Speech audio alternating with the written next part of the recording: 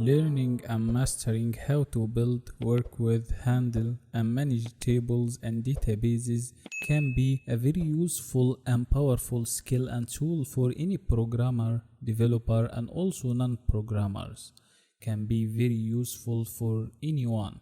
And by the end of this course, you will be able to manage, work with, access, and manipulate tables from databases and also the whole databases with the SQL language easily and in no time. You will learn the SQL programming step by step from the ground up. You will master the structure query language, and this language is one of the most important skills and tools that any programmer, developer, engineer, or even an expert must possess who wants to succeed in his practical life. The SQL language really facilitates a lot in accessing, managing, and manipulating tables, data, and databases simply. And this immersive training is so powerful, unique, direct to the point, effective, interactive, and will save your precious and valuable time. You will learn the SQL language so quickly. And in this course you will learn and master each concept theoretically, and after learning and understanding the essential concepts for the SQL programming, you will apply these concepts practically. So if you want to advance your development career, this course actually is for you. This course will help you a lot to master the SQL database programming. And also, if you want to master the SQL programming quickly and in no time, this course also for you. In this immersive training, you will learn everything you need to program with the structured query language the right way, and you will become a SQL programming rockstar. Hi, my name is Ahmed Ibrahim. I am a software engineer. And if you need any help or any questions during this course, please ask me and I'll answer you as soon as possible. I am here always to help you.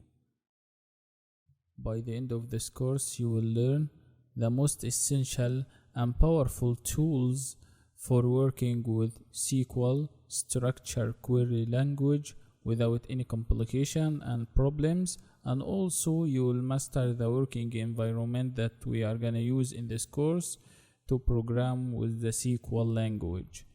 And also you will learn the SQL basics. I will show you how to ask for data from tables in a database, also selecting, modifying, inserting, updating, and deleting data from tables in any existing database you created. After that, I will show you how to work with different data types and operations such as logical operations, mathematical operations, also the in and between operations in SQL programming, all that and more. The next concept is sorting and limiting tables. I will show you how to sort data in a table and showing the sorted data in the output as a new result set. After that, we will discuss the most powerful SQL functions for aggregation and many operations also.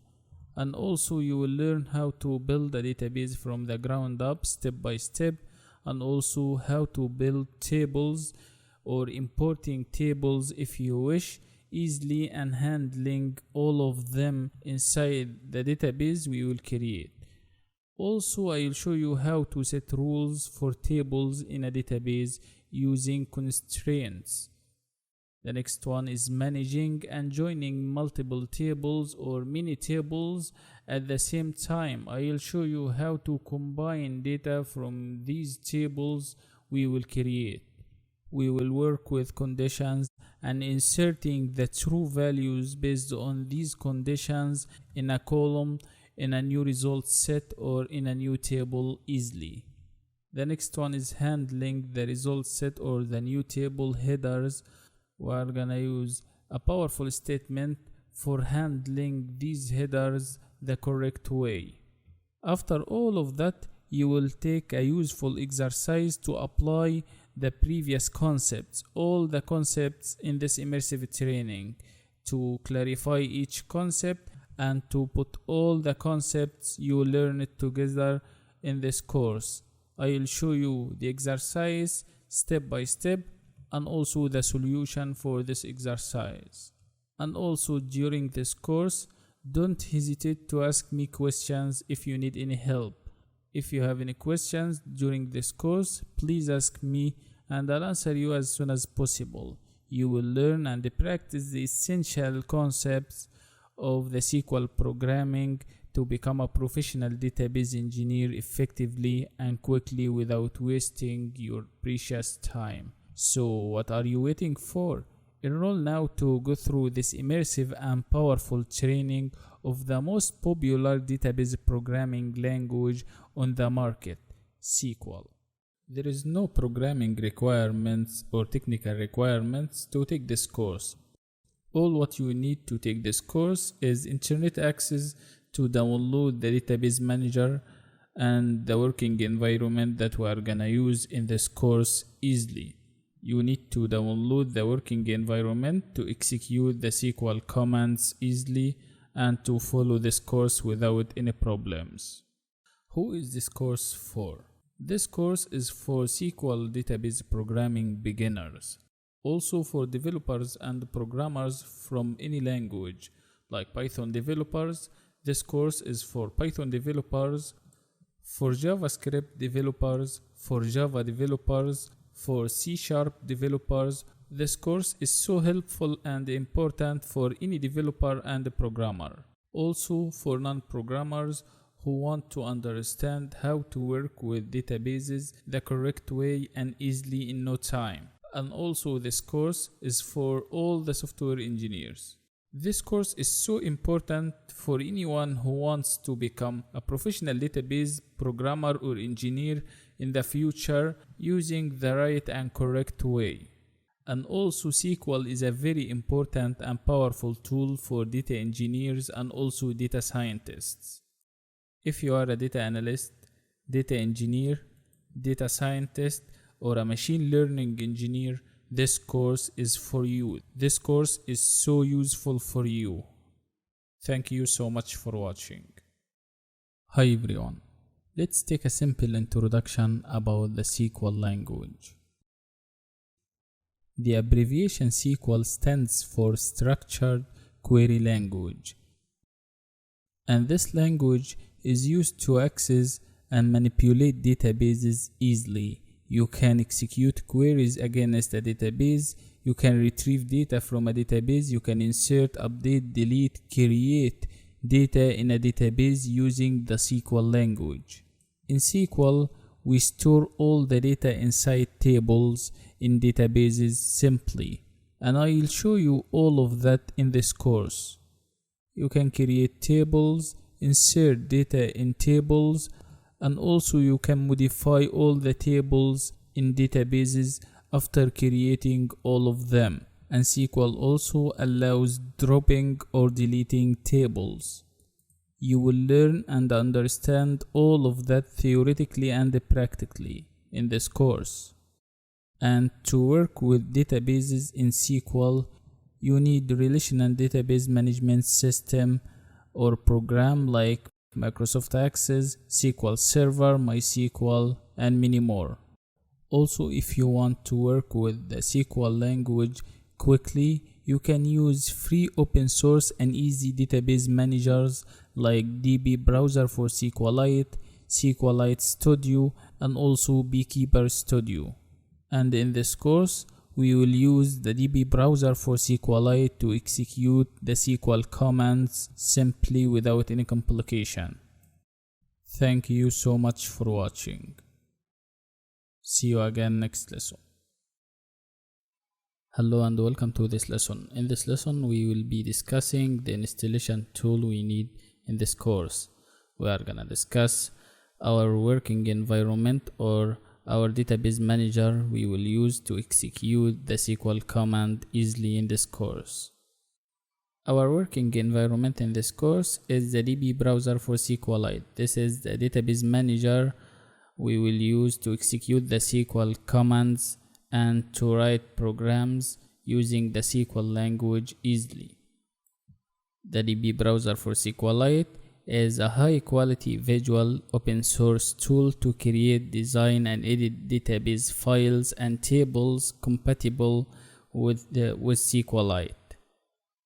By using this database manager, you can create SQL programs, also modify these programs, and you can edit, modify, delete tables and many more from databases. Also, you can create databases from the ground up, and you can remove these databases from the DB browser for SQLite simply. And in this course, I will show you all of these concepts. This tool and this program is very helpful for end users and also for all the developers and the programmers wanting to create databases, searching and editing data from tables in databases easily without any complication. The DB browser for SQLite is familiar spreadsheet-like interface, and the interface for this program is so easy and so simple. And the simplicity of the DB browser interface enhances the process of working with databases and managing databases quickly. Although the DB browser for SQLite is so easy to execute SQL commands and the programs, it's so powerful also. It's so powerful and helpful for executing the complicated SQL programs. Also, you will get all the details and the information you need about the program's execution. And as we said beforehand, this program is so simple, and also it's free open source. You can download and install it free, and you can use it also completely free. You can use the DB browser for SQLite to execute the SQL language commands and the programs for free. For completely free without any money. So to follow this course without any problems, you can download this program called DB browser for SQLite or this database manager from this page here for any operating system you are using. It's a cross-platform program or database manager.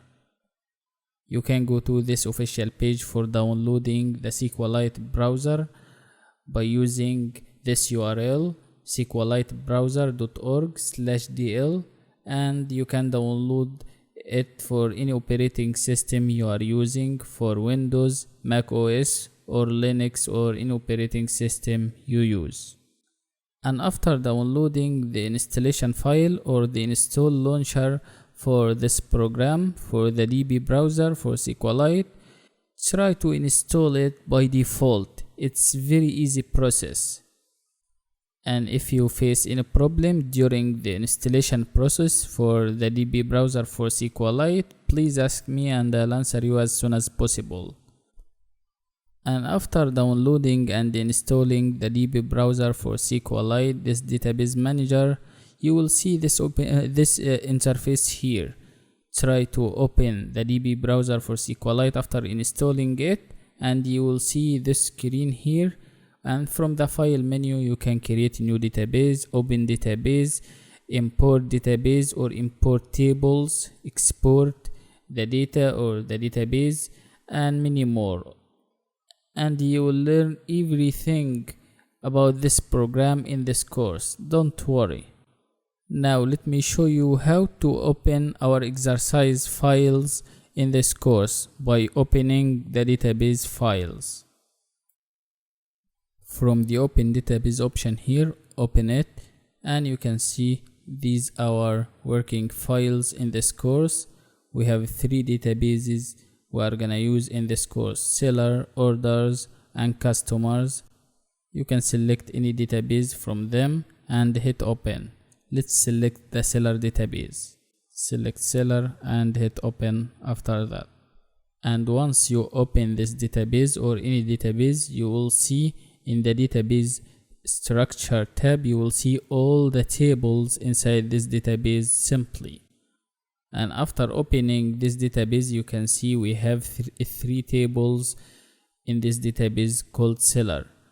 We have the orders table, the seller table, and the users table.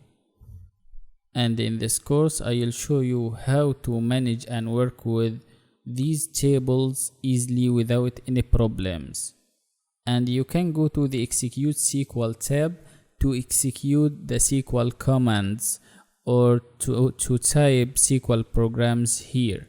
Inside the Execute SQL tab, you can type the SQL programs easily to execute it for selecting, inserting, deleting, creating data or tables easily. You can access and manipulate everything in SQL using this tab, Execute SQL.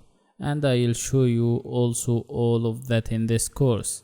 Thank you so much for watching. See you again next lesson. What is the SQL syntax?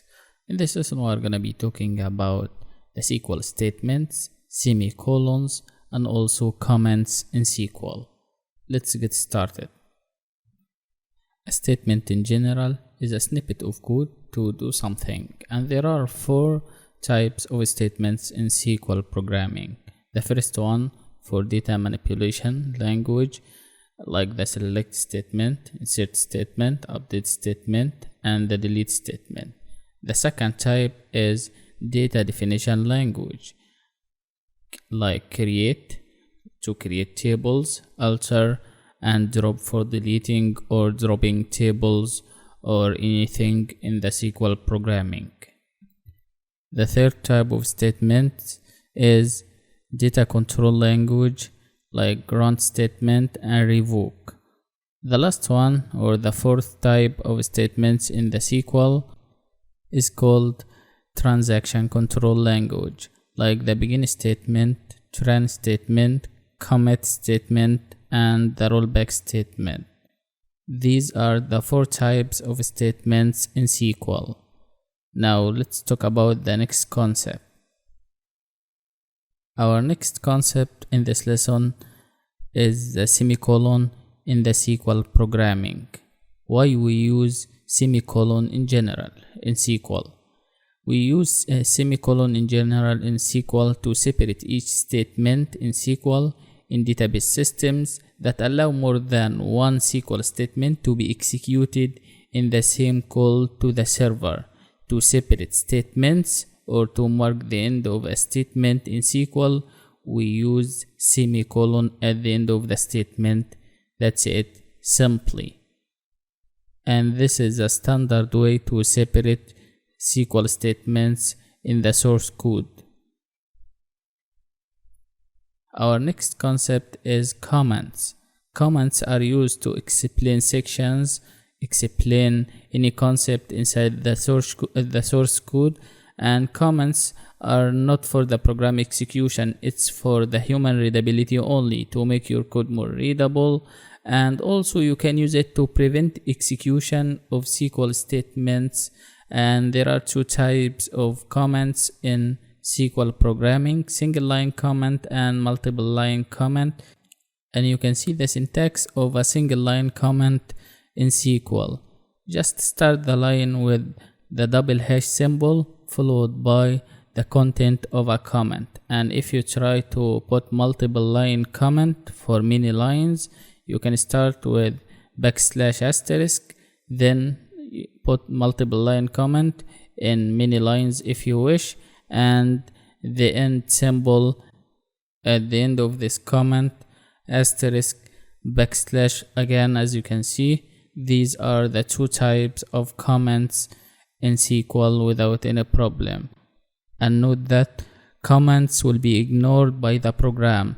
The program will not execute any comment from the source code. It's for human readability only, or to prevent the execution, or to put a description or a hint inside the source code to describe your program, or to make your code more understandable for everyone who reads your code. Thanks a lot for watching. See you again next lesson. The select statement in SQL. Hi everyone, welcome to this lesson. You can select data or information from a database or a table by using the select statement followed by the data you want to select. And the output from using or selecting data by using the select statement is inside a table. You will see the output stored in a result set or a table after running the source code file or running the program. And also you can select a single column or mini column using the select statement simply. Just type the select statement followed by the name of the column, or if you want to select many columns, separate between them using comma. Let me show you the syntax of that. You can see this is the syntax of using the select statement. The select statement comes first followed by the name of the column, or you can set many columns like column 1, then comma, then column 2, then comma. You can insert column 3, column 4 from the table you selected and type the table name after the from keyword on the same line or on the next line to make your code more readable, and put semicolon at the end of the statement. Just the select statement followed by the name of the column, and this is our data we want to select, and the output from using this operation will be inside a table, inside another table, or this is called a result set. The output will be stored in a result set. That's it about using the select statement, and I'll show you that practically without any complication. Thank you so much for watching. Hi everyone, welcome to this lesson. This is a practical lesson about using the select statement in SQL in action. Let me show you that.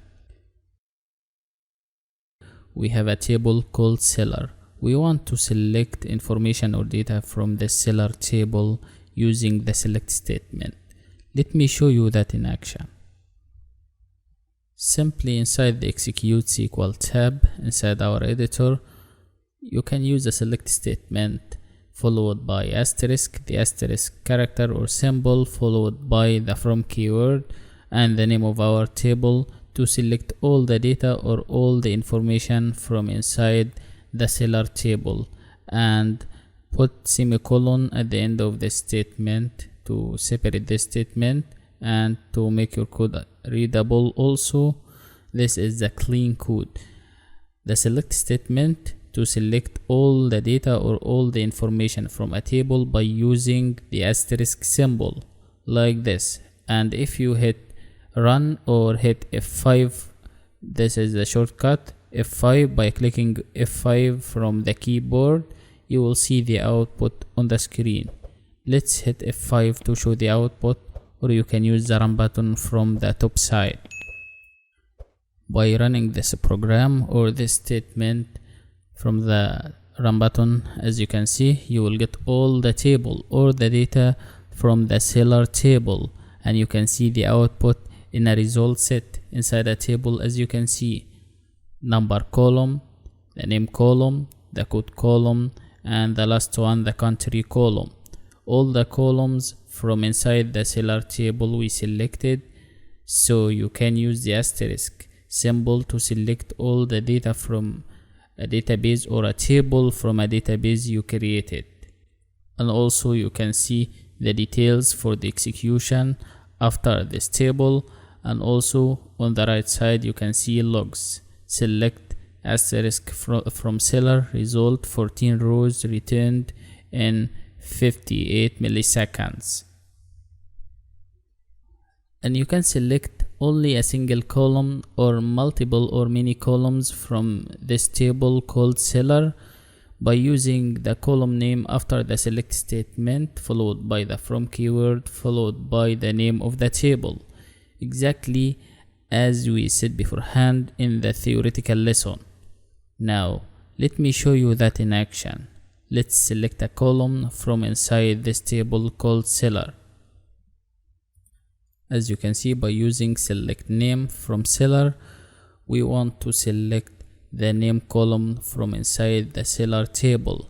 This is our way to select a column from the seller table simply. You can select number, you can select any column from that table or any table you created using the same way, or you can use multiple columns but separate between them using comma. And you can see the output in this case is only the name column, not the whole seller table, only our column called name we selected using the select statement. It's very useful statement, it's very powerful. Let's select the country column from the seller table also in addition to the name column, and put it in this syntax, in this shape, to make your code more readable, understandable. And once you run the program, you will get the name and the country columns only from the seller table. And you can select many columns. If your table has 10 columns, you can select the 10 columns using the same way but separate between them using commas, exactly as in this method or this way here to select the name and the country columns from the seller table. Now let's run the program again to show the output, and you will see country is added. And the output as shown is inside a result set or inside a table, a new table that has only 2 columns. We selected name and country with all the records or rows. That's it. 14 rows returned in 15 milliseconds. At line 1, select name and country from the seller table. And also you can see the previous history on the right side, or the logs for the user. First of all, we used the select statement to select all the data or all the table called seller using the asterisk symbol. And after that, the select statement followed by the name column to select only the name column from the seller table. And the last one, our last operation, select name, country, we separated between them using comma, and the from keyword after that, followed by the name of the table. And don't forget to insert a semicolon at the end to mark the end of the statement simply.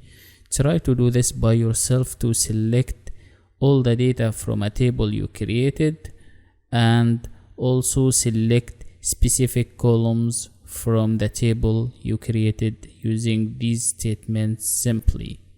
Thank you so much for watching. See you again next lesson.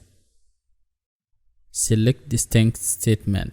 Hi everyone, welcome to this lesson about the select distinct statement in SQL. In SQL, there is a statement called select distinct and is used to return only different values or distinct values from a dataset you selected.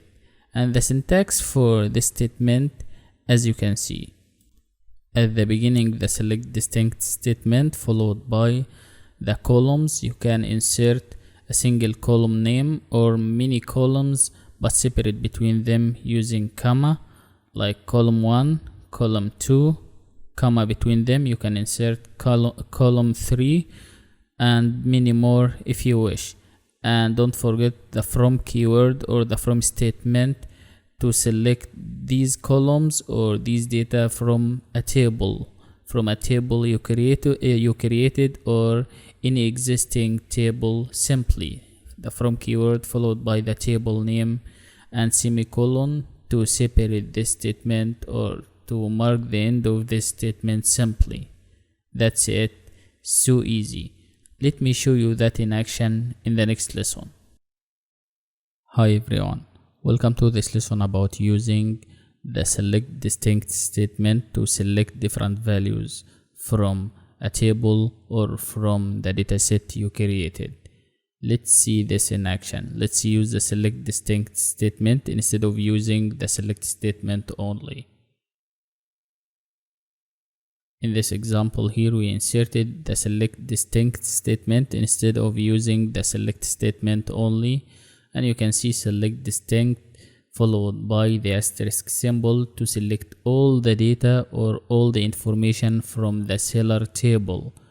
the from keyword after this symbol, followed by the name of our table inside our database, our current database, and semicolon to mark the end of this statement simply. And you can see the output inside the data set and the details after this output. After the 4 columns, all the data from the seller table: number, name, code, and country, and the details after that. Execution finished without errors. The result for 14 rows returned in 22 milliseconds.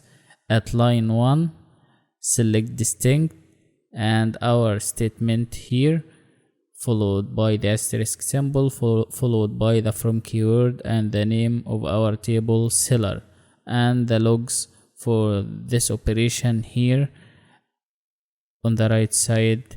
As you can see, select distinct, asterisk from seller. Also, you can select columns if you wish, not only the whole data from inside the seller table, but you can select a single column or multiple columns if you wish. Let's select the name column only from the seller table to show the different values for the name column.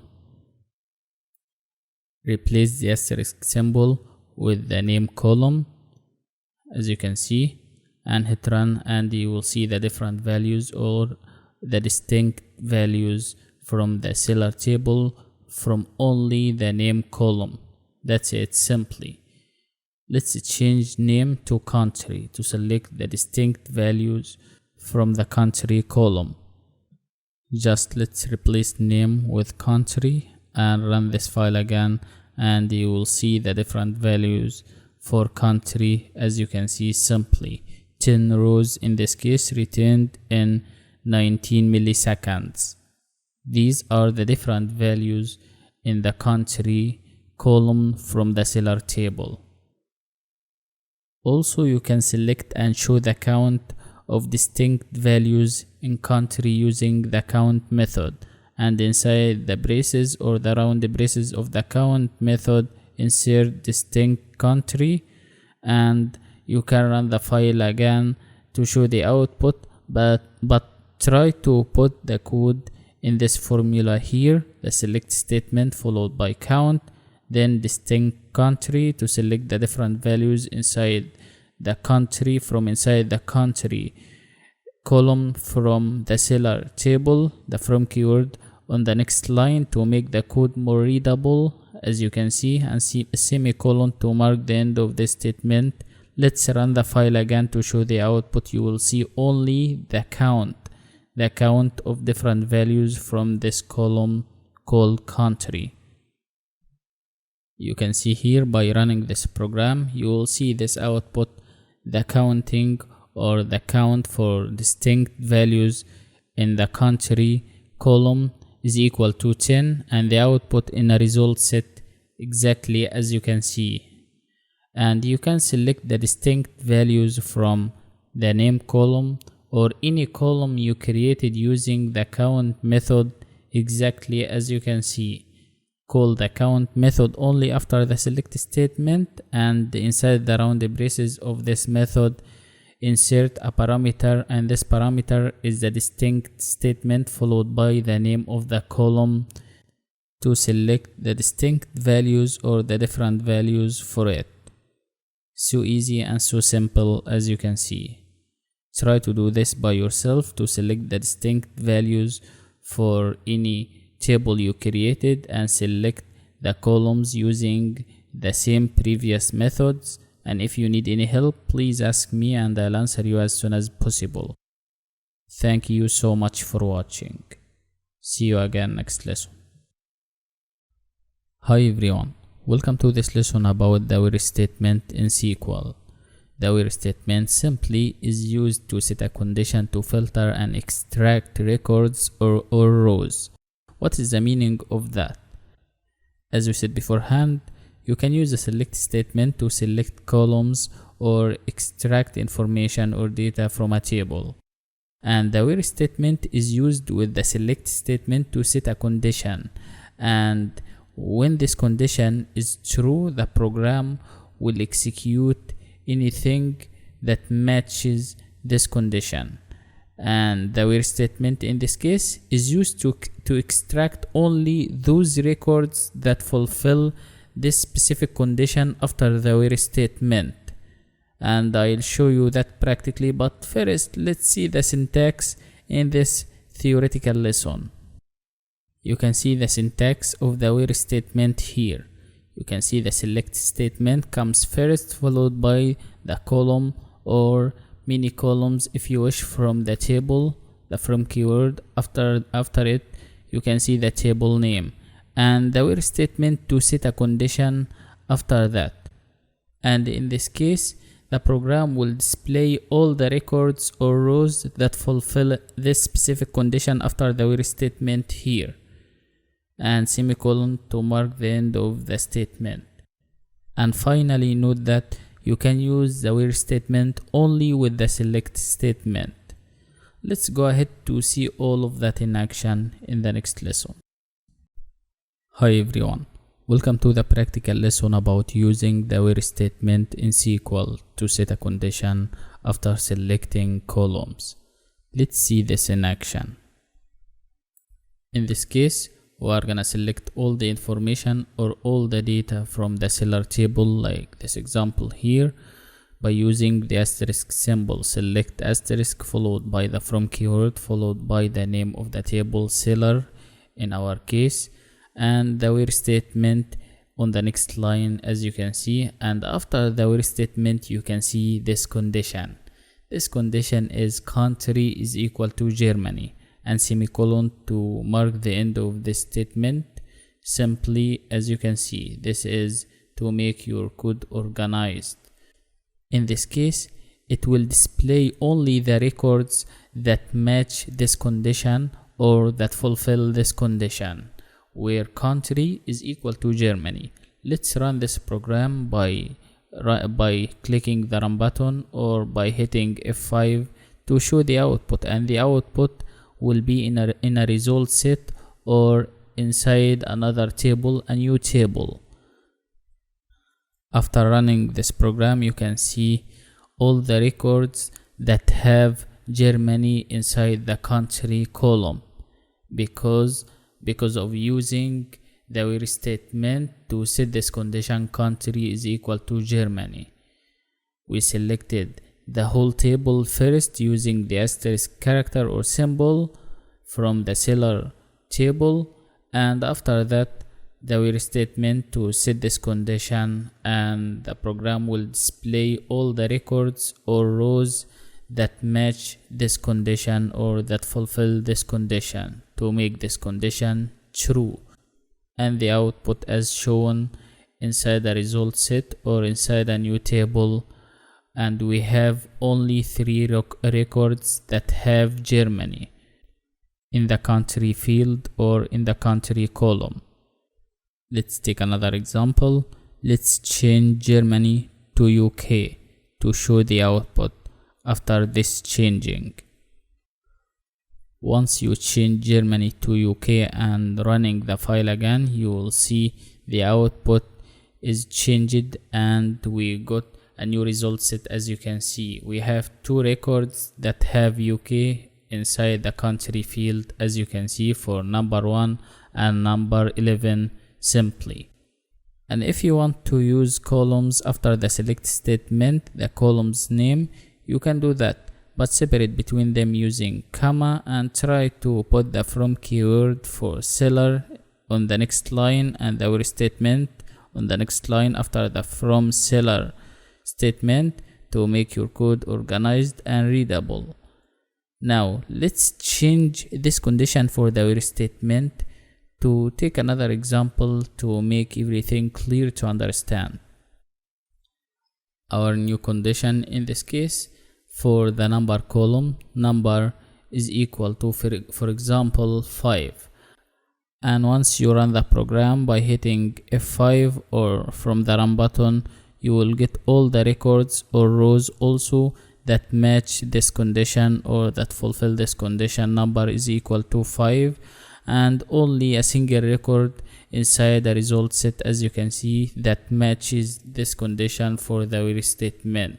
For number 5, name Julio Mario, code and country, as you can see, simply only a single record or a single row.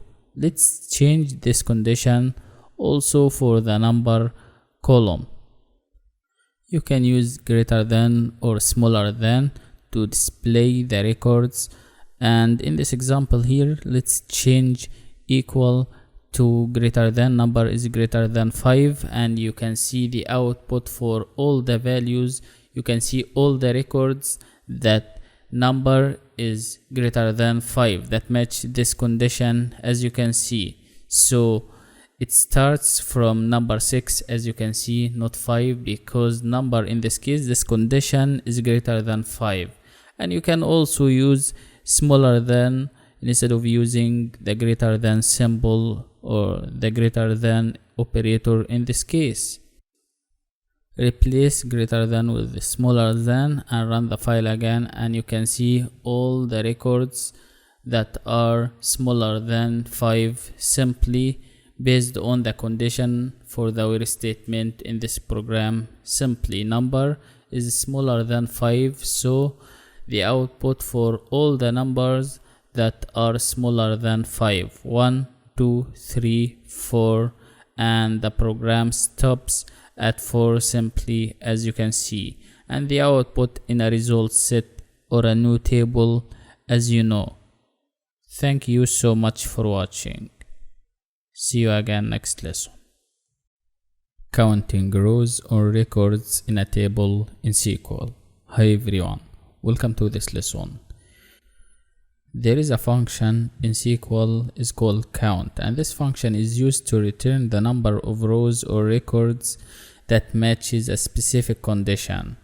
And you can use the count method or the count function with the where statement to set a condition to get the number of rows that matches a specific condition, and that condition will be placed after the where statement directly. And here is the syntax for using the count function with the where statement. You can select the count of any column you wish using the select statement followed by the count method or function, and place the column name in between the round braces of that function, and the from keyword after that, then the name of the table you selected, the table name that contains our column in this example that we want to display its count, and our statement after all of that to set a specific condition simply, and semicolon to mark the end of the statement. By using the count function with the where statement like that, you can select the count of items from the column name, the selected column that match this condition or that fulfill this condition after the where statement. Let's see this in action in the next lesson. Hi everyone, welcome to this lesson about using the count function in action. You can use the count function as we said beforehand to return the number of rows or records that matches a specific condition if you use the where statement to set a condition, but you can use the count function without using the where statement. Let's see this in action in this lesson. In this example here, we selected the count of all the items or all the data or all the information from the seller table using the select statement followed by the count function, and in between the round braces of the count function you can see the parameter is the asterisk symbol to get all the data from that table called seller from the selected table in this example, and the from keyword on the next line to make the code more readable, understandable for everyone, followed by the name of the seller or followed by the name of our table in this case, which is seller, and semicolon at the end of the statement. And by running this program you will get 14. The counting for all the data or all the records inside this table is equal to 14. This is the number of rows inside the seller table. Also, you can replace the asterisk symbol with a name for any column we want to display the number of rows for it, and the number of rows for the name column inside the seller table is equal to 14 also, as you can see, and the output in a result set simply 14 in a result set or inside a new table, exactly as you can see. Let's change the name of this column name inside the round braces of the count function from name to country to display the count for rows or the number of rows for the country column or the country field. Once you run the program again, you will get also the number of rows for the country column, which is equal to 14 also inside the seller table. And you can do this for any column from inside any table you created simply using the same way. Or you can set a condition after the from seller. For example, you can display the count using this example here, and after the from keyword, after from seller, on the next line you can set the where statement. For example, country is equal to Germany, like that, to display the number of records that contain country inside them in the country field or in the country column. And the output also will be in a new table or a new result set. And there are 4 fields that have Germany inside them in the country field or in the country column in our table called seller. Try to use the where statement like that and run the file to show the output, and if you need any help, please ask me. Finally, you can use the count function with the distinct statement to display the different values or the distinct values inside the country column or in the country field. Let's do that. Just inside the count function or inside the round braces of the count function, place the distinct statement, and the parameter for the distinct statement you can see is our column, which is equal to country. And once you run the program, you will get this result here, 10, the count of distinct or different values inside this column called country. You can do that for any other column or any other field instead of using the country column here or the country field. You can replace country with, for example, name or number or any column or any existing column inside the existing table called seller or any table you created, and you will get the output in a result set or in a new table, exactly like in this example here. The count for the different values for the selected column is equal to, in this example, 10. And also you can display the count or the number of rows or records for different values with specific condition in specific condition using the where statement with the count distinct statement. Thank you so much for watching. See you again next lesson. Inserting data to a table. Hi everyone, welcome to this lesson. In this lesson we are gonna be talking about the insert into statement, and this statement is used to insert new records or new rows for an existing table, to insert rows or records in a table you created previously. In order to insert new records with data in a table, you must do 2 things. You must specify both the column names, and the second one is the values to be inserted with the insert into statement with the values statement also, and the syntax exactly as follows. Here is the syntax of the insert into statement to insert data or to insert new record for a table.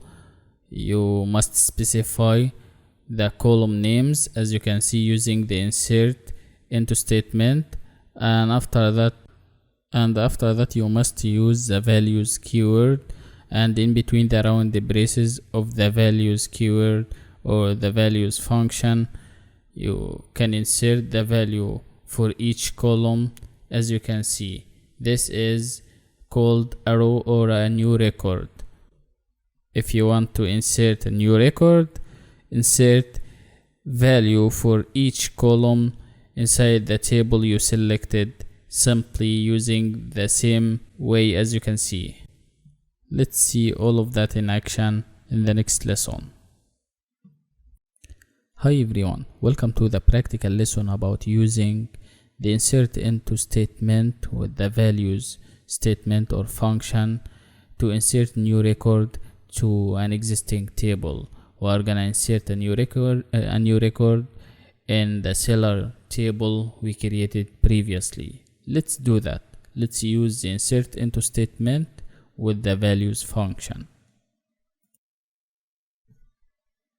Like this example here, the insert into statement followed by the name of the table, and the name of the table in this case is called seller, followed by the round braces and the column names, number, name, code, and country. We separated between them using commas, and after that the values function or the values statement, and we want to insert a data, or we want to insert a value for each column, and this is how to insert a new record or insert a new row for the seller table.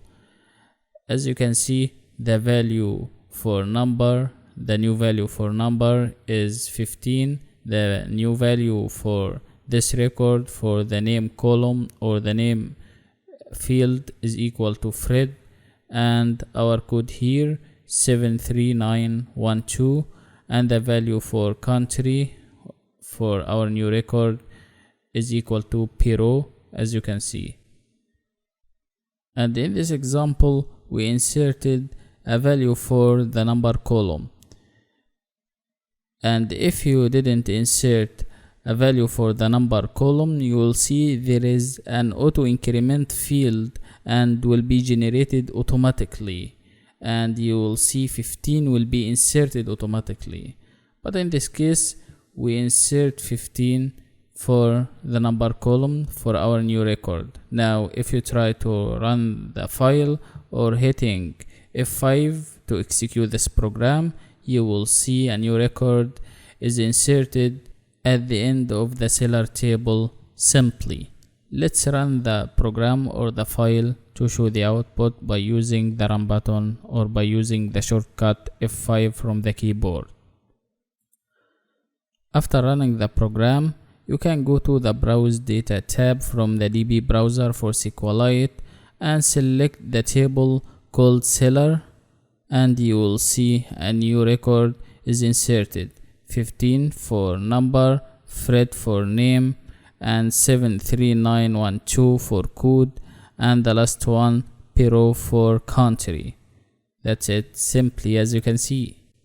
And you can use the same way to insert many new records inside this table called seller, using the same way simply by using the insert into statement, and inside the round braces of the insert into statement place the column names, and after that you can use the values statement to insert many new records or many new rows in the table. After inserting the new record to the seller table, you can use the select statement to select all the data after this inserting from the seller table, and you will see, as you can see here, a new record is inserted with number 15, name Fred, code 73912, and country Peru. For the insert into with the values statement, the number of columns for the insert into statement must match the number of values in the values statement in the round braces of the values statement. For this example here, we have a value for name, code, country, but number, the value of number, is not inside the values. As you can see, we didn't insert a value, and these values don't match the number of columns here. There is a problem, there is an error here. So the program, if you try to run this program, you will get an error immediately. After running the program, you can see here there is an error here. The number of columns doesn't match the number of values in the values statement. Try to remove the first name of columns, the first name for the number column, remove the number column, and now the number of columns matches the number of values. So if you hit run or running this program, you will see a new record will be inserted.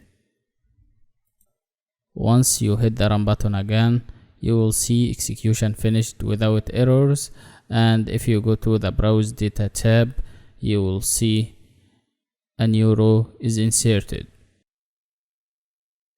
And after inserting this new record, you can see null for the new record in the number field or the number column, because we didn't insert anything for the number column. So the program will give you null automatically. As you can see, null is like nothing or no value. After that, to show all the data from this table, after inserting the new record, you can use the select statement to select all the data again. So let's use select all from seller, or select followed by the asterisk symbol followed by the from keyword and the name of the table, and run the program, and you will get the output. You will see null for the new record in the number column. Also, as you can see, no value. Null is not zero. Null is like no value at all for this record here in the number column or the number row. Thank you so much for watching. See you again next lesson. Null values in SQL. Hi everyone, welcome to this lesson.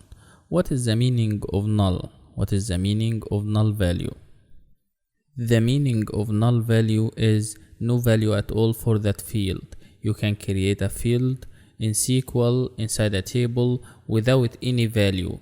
Null is not zero or spaces, and it's possible to create a field in SQL or update a record without adding a value to it, without adding a value to this field, and this is called a null value.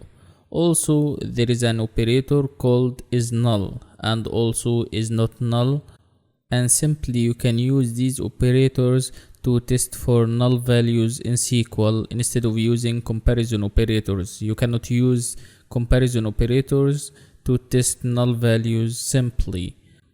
Let's see the syntax of using the is null operator simply in SQL. First of all, using the select statement to select column or many columns if you wish, separate between them using comma, and after that the from keyword followed by the name of our table, of our existing table or selected table in this case, and the where statement to set a condition. And you can see we used in this case the is null operator to test null values for this column. Just the where statement to set this condition, and the column name, the specific column name followed by the is null operator, or you can use is not null operator also instead of using the is null operator. Let's see all of that in action. Let's see how to use the is null operator, also how to use the is not null operator in action with practical example. Hi everyone, welcome to this lesson about using the is null and is not null operators in SQL to test for empty values and also non-empty values or not null values at all inside a field.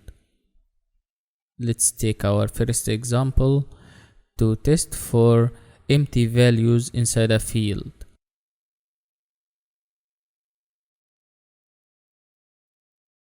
At the beginning, inside the execute SQL editor, you can see we used the select statement to select name and country, these two columns from the seller table.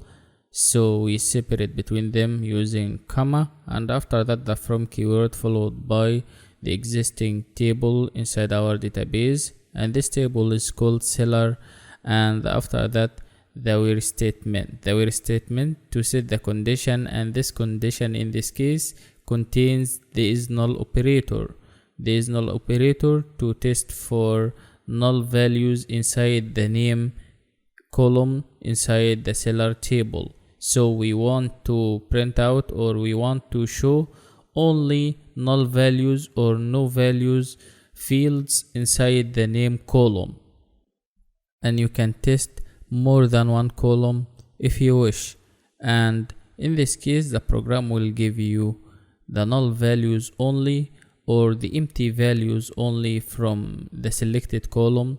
And our selected column, as we said beforehand in this lesson or in this example, is the name column. And try to select another column, and you can see this is about using the is null operator. Now let's run this program or this statements to show the output on the screen inside the result set. But in our example here, there is no empty values inside the name column, so you will not get anything in the output, no results in the output in such case. And you can see the output, we got nothing. So let's change name to number, because our number column in the seller table has only a single null value. We want to display it using this null operator, using condition like that. Just in this case, replace name with number to get the name and the country columns for the number if the value of number is null, and the value of number is null when the name is equal to Ronaldo and country is equal to Brazil, as you can see simply. And if you want to display the null value also, you can select number before name and separate between number and name using comma if you wish to display the number value also, which is equal to null in this case. The last item inside the table called seller, and you can see the output in this case after adding number or after selecting the number column also before the name and the country columns at the beginning of our code here. And the output inside a new table, and the value of number is equal to null, the value of name for that field is equal to Ronaldo, and the value of country is equal to Brazil, as you can see simply. Now it's time to use the is not null operator, the opposite for the is null operator. We will be using the is not null operator to test for non-empty values or not null values for this table called seller. Let's see that. Let's use the is not null operator instead of using the is null operator after the where statement for this condition also. Just replace the is null operator with the is not null operator, and you will get a list of all the records for number, name and country columns when number is not empty, if there is a value inside the number column. So by running this program, you will get the rest of the seller table. Go ahead and run the program, and you will get the output in a new result set with number is not null. As you can see, any field inside the number column in the result set has a value, as you can see 1 2 3 4 5 6 7, and we selected number, name and country, so the output will display a result like that for you: number, name and country only, without any problem. And you can see the details after that. Execution finished without errors, result 15 rows returned in 17 milliseconds, and so on. And you can see the logs on the right side if you want to copy and paste from it, and so on. This is so easy lesson about using the is null and is not null operators in SQL. Thank you so much for watching. See you again next lesson. Updating data in a table. Hi everyone, welcome to this lesson about using the update statement to update a data or to update records in a table. Let's get started by discussing the update statement. In SQL, you can use the update statement to modify the existing records inside a table or in an existing table simply by using the update statement followed by the table name, and you can use the set statement after that to update values for each column for that record. Let's see the syntax for that. You can see this is the syntax of using the update statement with the set statement to modify the existing records inside an existing table or in a table you selected. Just use the update statement at the beginning followed by the table name, the existing table name, and the set statement. Put the column name and is equal to, then the new value, then column 2 and new value, and so on. And the where statement comes after that to set a condition, and the program will update this table where these values fulfill this condition by using the where statement after update and set statements. By using the where statement to set a condition, the where statement in this case will specify which records that should be updated after setting a condition. And if you omit the where statement, if you remove the where statement, you will see all the records inside the existing table will be updated automatically. Let's go ahead to see how to use the update statement to update or modify the existing records in action. Hello and welcome to this lesson about updating data in an existing table. Inside the seller table here, for the name column, we want to update the value of nonce. We want to change this value if the value of number is equal to 7. So in this case, we are gonna use the update statement with the set statement and also the where statement to set a condition to replace this value or this field with another value. Let's do that. The update statement followed by the name of the table at the beginning, followed by the set statement, and after the set statement we want to change the value of name to Alice instead of using the previous value nonce, where the updating value matches this condition, number is equal to 7. As you can see, we are gonna update name from nonce to Alice, and you can see the update statement comes first, followed by the name of the existing table, followed by the set statement, and after that you can see the column or the field we want to update. We want to update name to Alice while this condition is true, or while the record matches this condition for the where statement. And if you try to run the program or hit F5 from the keyboard, you will get the output on the screen. You will see nonce will be changed to Alice. Click the run button, and now Alice is added to the seller table, and you can go to the browse data and you will see Alice like that. The name nonce is replaced with this new name Alice because of using the update statement with the set statement where number is equal to 7. That's it. Or you can use the select statement after that inside the execute SQL editor or execute SQL tab to select the table after this addition to display the new table on the screen or the new result set. So let's comment or let's remove the previous program to use the select statement to select all the data from the seller table to show these data on the screen. Use the select statement followed by the asterisk symbol followed by from seller and run the program, and you will get the new table or the new result set like this. And you can see Alice is added simply in the new table after using the update statement followed by the name of the seller table or the name of any table you selected or you created, and also the set statement to set new value for the name field, which is Alice in this case.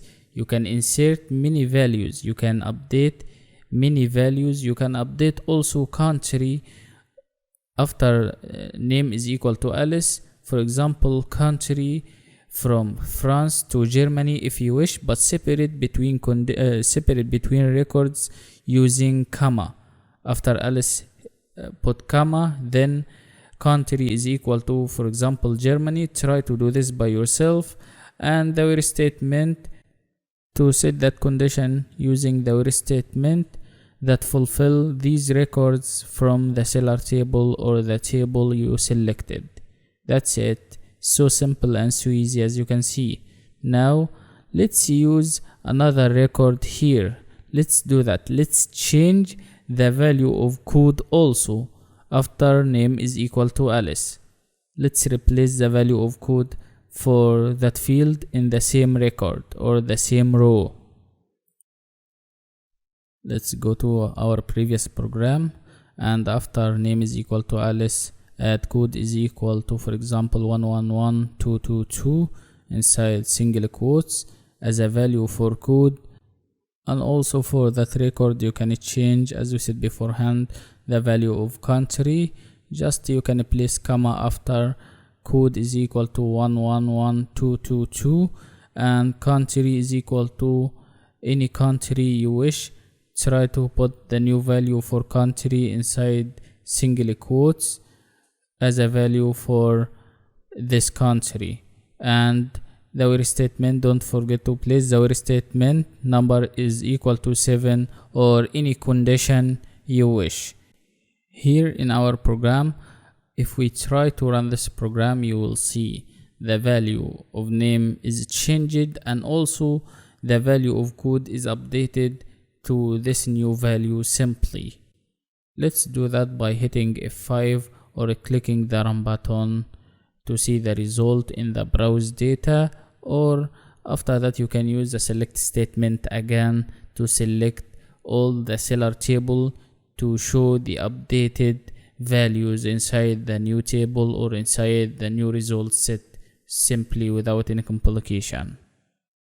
After hitting the run button, now we want to use the select statement again followed by asterisk followed by the from keyword and the name of the table and semicolon at the end of the statement to show the new table after updating those two values for name and code. Comment or remove this program and use the select statement again. Run the program and look at if number is equal to 7. You can see name is changed to Alice and the new code here. The new code is changed to this new value 111222, and also you can change the value for any field from any column using the same way simply, but try to use another condition to see how it works. That's it for this lesson. I hope you enjoyed this lesson. Thank you so much for watching. See you again next lesson.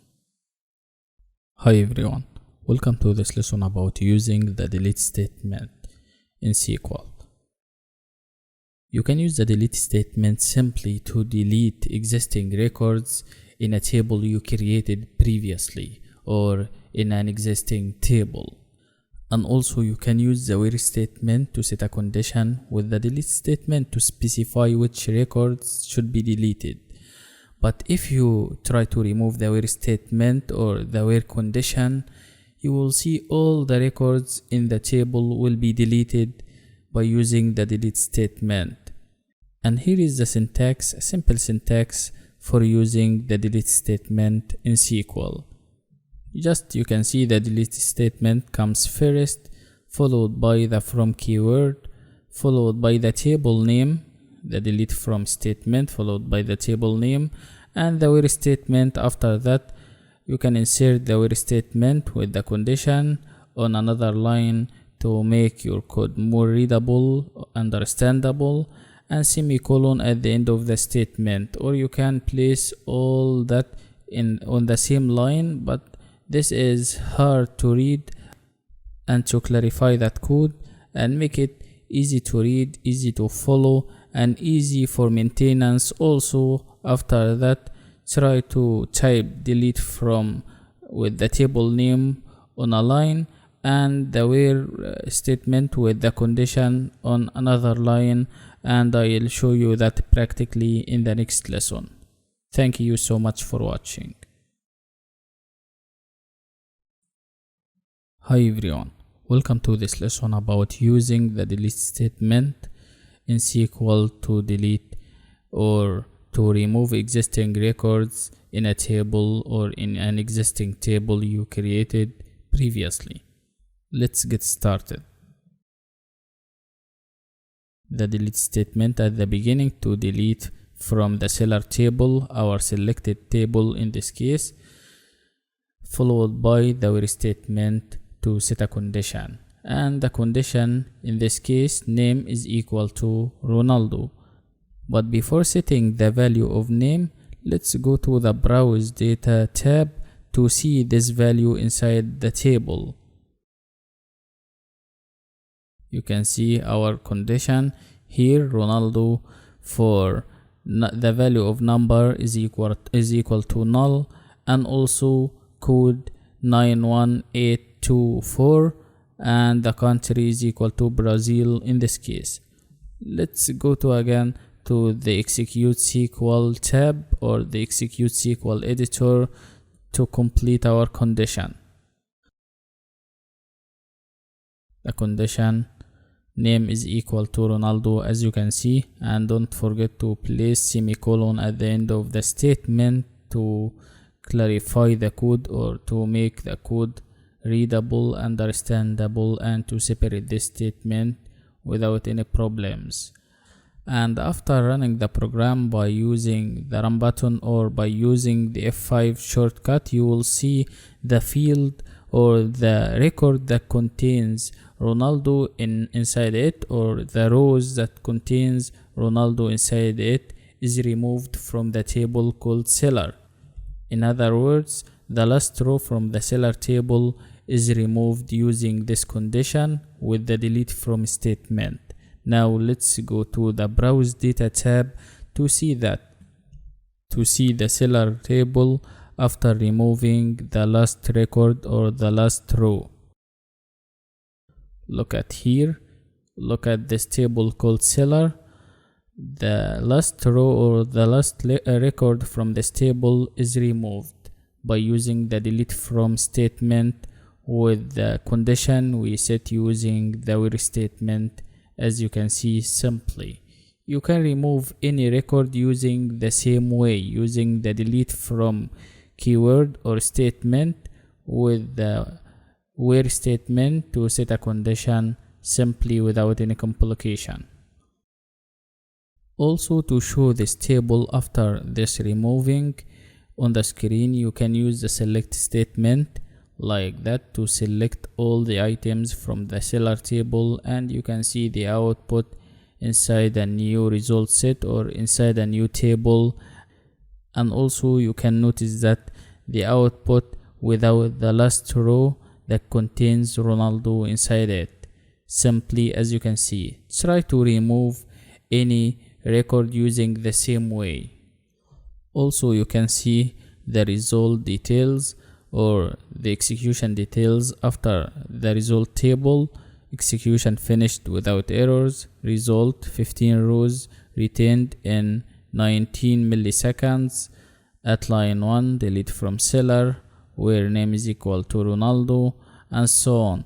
And on the right hand or on the right side, you can see the logs and the history for all the statements we practice here. Also, you can use the delete from statement to delete all the table. Let me show you that in action also. You can use this statement here, delete from, followed by the name of the table directly. In our case, the table name is called seller, and semicolon at the end of the statement without any condition here. You can see we removed the where statement, no conditions here, and the where statement is used to specify which records should be deleted, as you said beforehand. And if you try to remove the where statement like that, all the records or all the table will be deleted. In this case, if you try to run the program or hit F5, you will see the seller table will be removed easily without any complication. Try this also by yourself to see how it works, and if you need any help, please ask me and I'll answer you as soon as possible. I hope that you enjoyed this lesson. Thank you so much for watching. See you again next lesson. Hi everyone, welcome to this lesson about the in operator. This lesson we are gonna discuss the in operator, and this operator in SQL is used to specify many values in the where statement or in the condition that will be set after the where statement, and this is like shorthand for multiple or many or conditional statements. That's it simply, and I'll show you that practically in the next lesson. Hi everyone, welcome to the practical lesson about using the in operator. The in operator is used to specify many values in a where condition or in a where clause, and also the in operator simply is a shorthand for multiple or logical operator or logical conditions. Simply you can use the in operator, and also you can use not in operator. Let's see this in action. Let's get started by using the in operator in an example. At the beginning, you can see the select statement to select all the information or all the data from the seller table by using the select keyword followed by the asterisk symbol, and after that the from keyword followed by the name of the table, which is seller, in this case our existing table in this database. And you can set from seller on the next line if you wish, and after that you can see the where statement to set this condition where country in USA, Germany, UK. In this case, the output will be all the records that contain USA, Germany, and also UK in the country column from the seller table. Once you run this program by hitting F5 from the keyboard or running from the run button to execute this program, you will get the output in a new result set or in a new table. Let's do that. After running the program, you will see this output on the screen. As you can see, number, name, code, and country, the 4 columns here, and all the records or all the fields in the country column that have USA, Germany, and UK, and the output in a new result set. And we have 7 rows in the output in a new table. As you can see, execution finished without any errors, and 7 rows returned in 400 milliseconds. That's it simply. And also you can use the opposite, which is not in, instead of using the in operator, to select only all the countries from the country field or the country table that don't have USA, Germany, and UK. Replacing in with not in operator and run the program again, and you will see the new output in a new result set without any complication. We have 8 rows printed and returned in 15 milliseconds, and the execution also finished without any errors, without any problems here. You can try this by yourself, and you can set another condition instead of country. You can set code and in, also use not in, for example, any specific numbers from this table here, or you can use name, the name column instead of country, or any column from a table you created previously. That's it. So easy and so simple. I hope that you enjoyed this lesson. Thank you so much for watching. See you again next lesson. Hi everyone, welcome to this lesson about logical operators in SQL. In this course, we are gonna talk about 3 logical operators: AND, OR, and NOT operator. The AND operator first is used to display a record if all the conditions separated by the AND operator are true. If the right hand and the left hand of the AND operator are true, the program will display that record for this operation.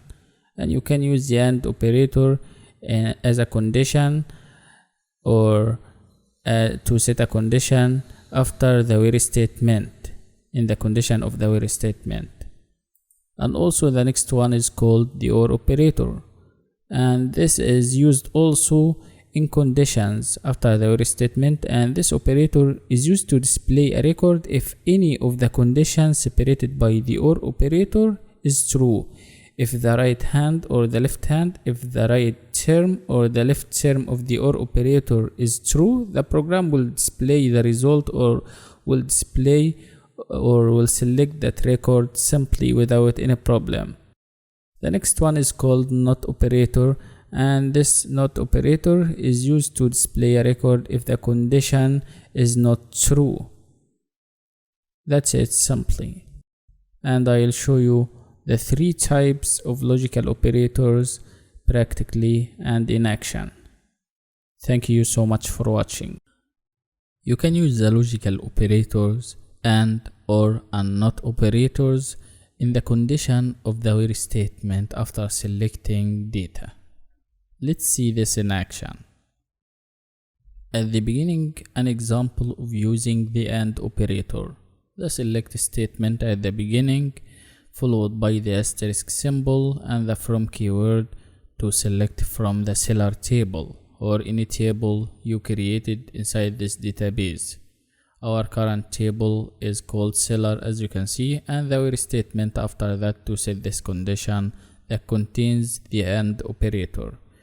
Name is equal to Fred, the name column, when the field is equal to Fred, and also country is equal to Peru. And this program here will display or will select all the fields from the seller table where name is equal to Fred and also country is equal to Peru. And the AND operator in general is used to filter a record or to display a record if all the conditions separated by the AND operator are true. If the 2 conditions, in this case name is equal to Fred and country is equal to Peru, are true. And if you try to run this program, you will get the output in a new result set. As you can see, name is equal to Fred and country is equal to Peru. This output that matches this condition we set here using the AND operator. And if any term of the 2 terms of the AND operator is false, the program will not give you anything in the output. Let's see this. Let's change country from Peru to Germany, for example. In this case, you can see no results in the output from the seller table because there are no records inside the seller table that have Fred as a value for name and also Germany as a value for the country column. So you will get this output: execution finished without errors and 0 rows returned in 14 milliseconds. That's it, simply. But in this case, if you try to replace the AND operator with the OR operator, you will get another output, because the OR operator is used to display or select a record if any of the conditions separated by the OR operator is true. If any of the two conditions, in this case name is equal to Fred or country is equal to Germany, is true. But first, let's use the OR operator with the name is equal to Fred and country is equal to Peru. And you can see in this case, by using the OR operator, the result set or the table in the output selects all the fields from the seller table where name is equal to Fred or country is equal to Peru. And if you try to change or replace Peru with Germany, you will get an output also. The output in this case is all the fields that have Fred in the name column and also Germany in the country column without any complication. As you can see, we have 4 records as an output in a new result set or in a new table, and the execution finished also without any errors or problems, and 4 rows returned in 18 milliseconds. Let's move on to talk about the NOT operator that will display a record if the conditions or the condition is not true. In this example here, after selecting all the data from the seller table, we set the condition using the where statement, and you can see the NOT operator after the where statement, and the condition is not country is equal to Peru. So you will get all the fields or all the records from the seller table that haven't country is equal to Peru or that haven't Peru as a field in the country column. And you can see this output on the screen here. 13 rows returned in 19 milliseconds, and the execution also finished without any errors simply. And you can take a look at the output, or in the new table, look at the column called country.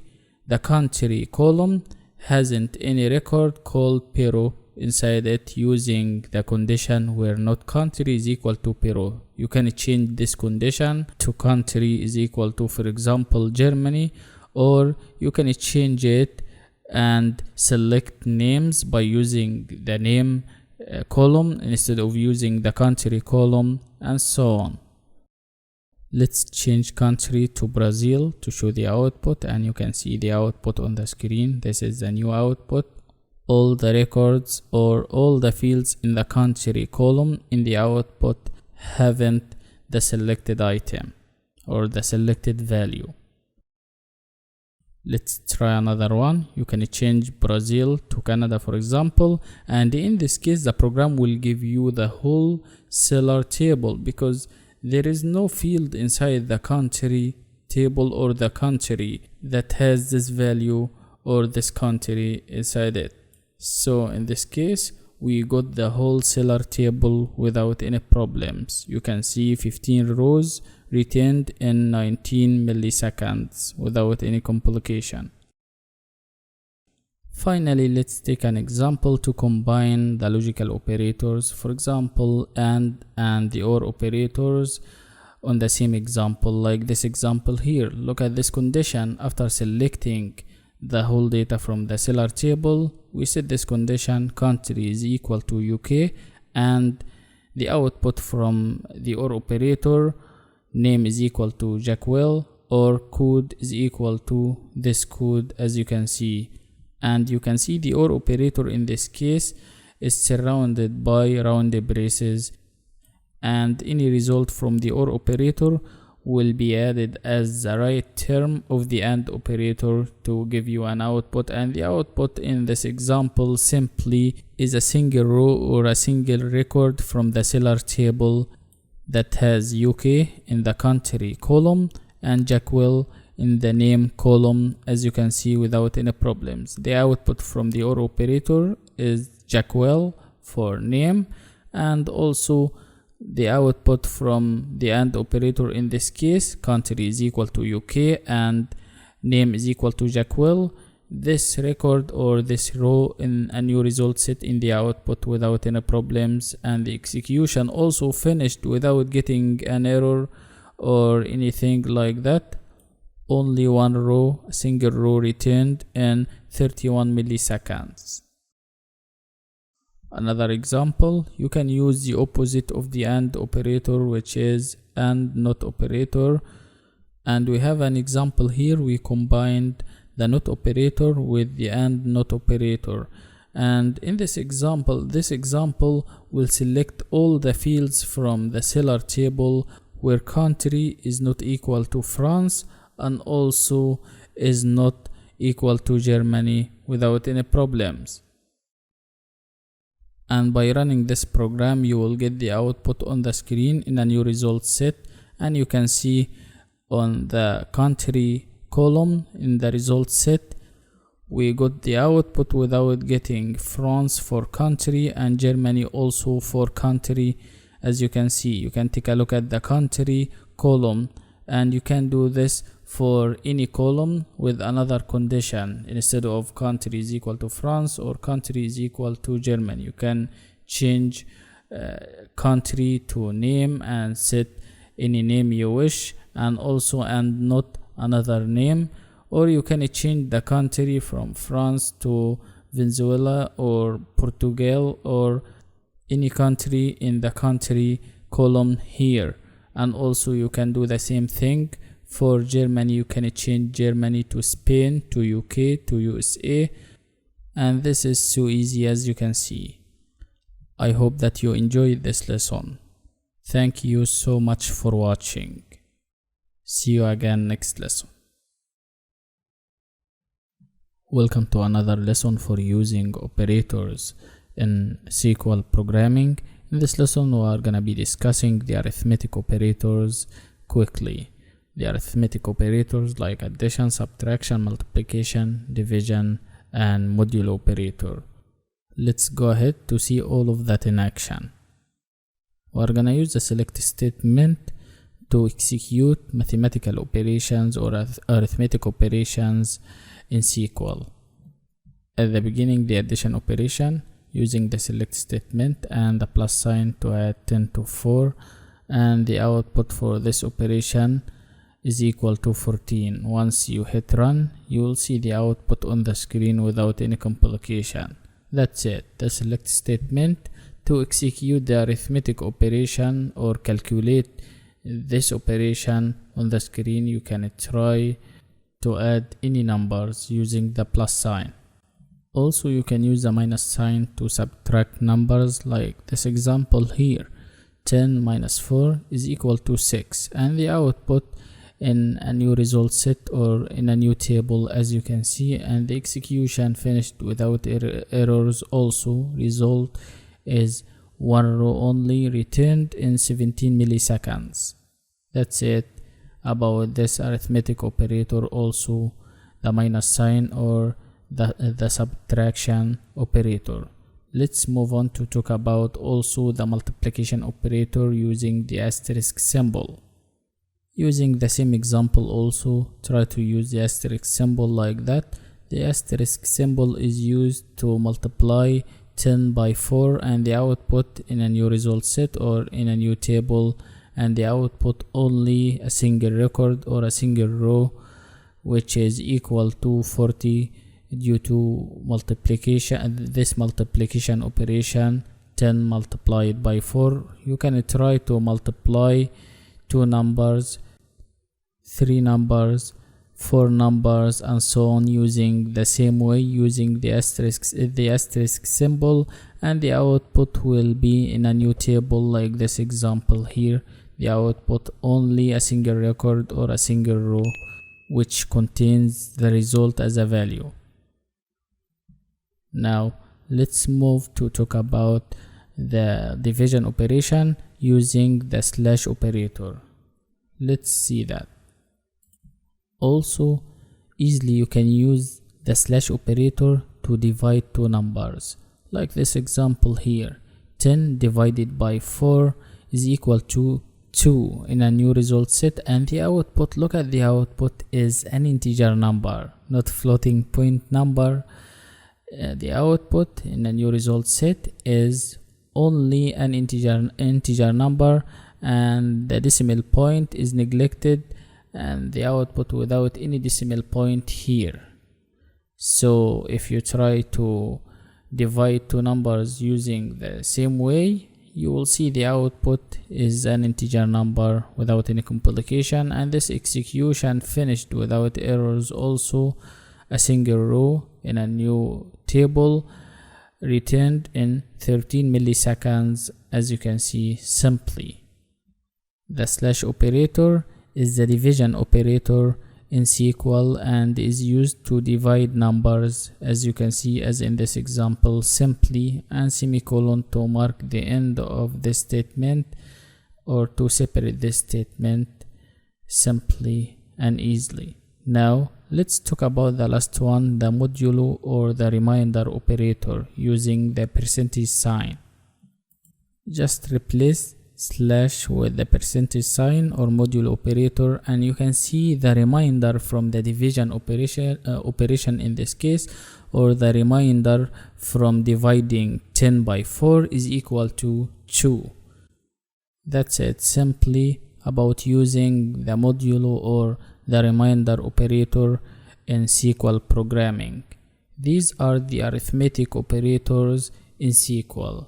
You can try to use all of them by yourself with different values, with many values, to know how the arithmetic operators in SQL work easily. And if you need any help during this operation, please ask me and I'll answer you as soon as possible. I am here always to help you. I hope that you enjoyed this lesson. See you again next lesson. Hi everyone. Welcome to this lesson about using comparison operators in SQL in action. In this lesson, I will show you how to use comparison operators in SQL. Let's get started. At the beginning, you need to select the data from the seller table or any existing table you wish. The select statement followed by the asterisk symbol that is used to select all the data from the table you created or you selected. Our current table is called seller, so we used select asterisk from seller. And after that, on the next line, the where statement. After this where statement, we are gonna set a condition by using comparison operators simply one by one. I will show you how to use all of them one by one. So let's go ahead to do that. Our first condition for this example is number is greater than 7. We use, in this case, the greater than symbol or the greater than comparison operator in SQL to display all the records that match this condition or that fulfill this condition if number is greater than 7. So the output, as you can see on the screen, you will see number 8, number 9, number 10, until reaching the last one, which is equal to 15 in a new table. As you can see in the output, all the records that match this condition, all the records when number is greater than 7 or is larger than 7. And you can use another comparison operator. Let's see that also. You can change the greater than to the greater than or equal to symbol or comparison operator, you can see 7 is included in the number column, and this record is printed also is selected before 8. 7 is included now because there is a single equal sign after the greater than symbol or the greater than comparison operator. So number 7 is included in this case, and the program will give you this record before 8. That's it. Simply you can try to use this greater than or equal to comparison operator also for any table you selected, and use the where statement to set a condition with this comparison operator. Let's try another one. Let's try another comparison operator, and we're gonna change this condition, or we're gonna change this greater than or equal to smaller than. We're gonna use a new comparison operator, which is the simple smaller than operator. Just replace greater than or equal to with smaller than, and you will get all the records. If number is smaller than 7, you will get 1, 2, 3, 4, 5, and 6, all that inside a new table, as you can see, and the execution finished without errors, and the result as you can see has 6 rows returned in 16 milliseconds without any problems. We selected all the records from the seller table that match this condition, number is smaller than 7, that fulfill this condition if this condition of the where statement is true. Now let's try another one. You can try smaller than or equal to, for example, and in this example 7 is included in the previous table, and as you can see, and the output in a new table, and now we got 7 rows instead of 6 rows. 7 rows returned in 16 milliseconds also. 7 Alice, and the code, and also France, and that record is displayed or selected now because of adding the equal sign after the smaller than symbol or the smaller than sign or comparison operator. So once you use smaller than or equal to 7, you will get 7 on the screen. The record that contains 7 also is selected. Now let's try another one to clarify all of that. You can use a single equal sign operator or single equal sign comparison operator to display only a single record on the screen that matches this condition where number is equal to 7. As you can see, there is only one row that contains 7 as a value inside the number column from the seller table, as you can see. And if the seller table has many rows that contain 7 inside the number column, you will get all the rows that contain 7 as a value or as a field inside them.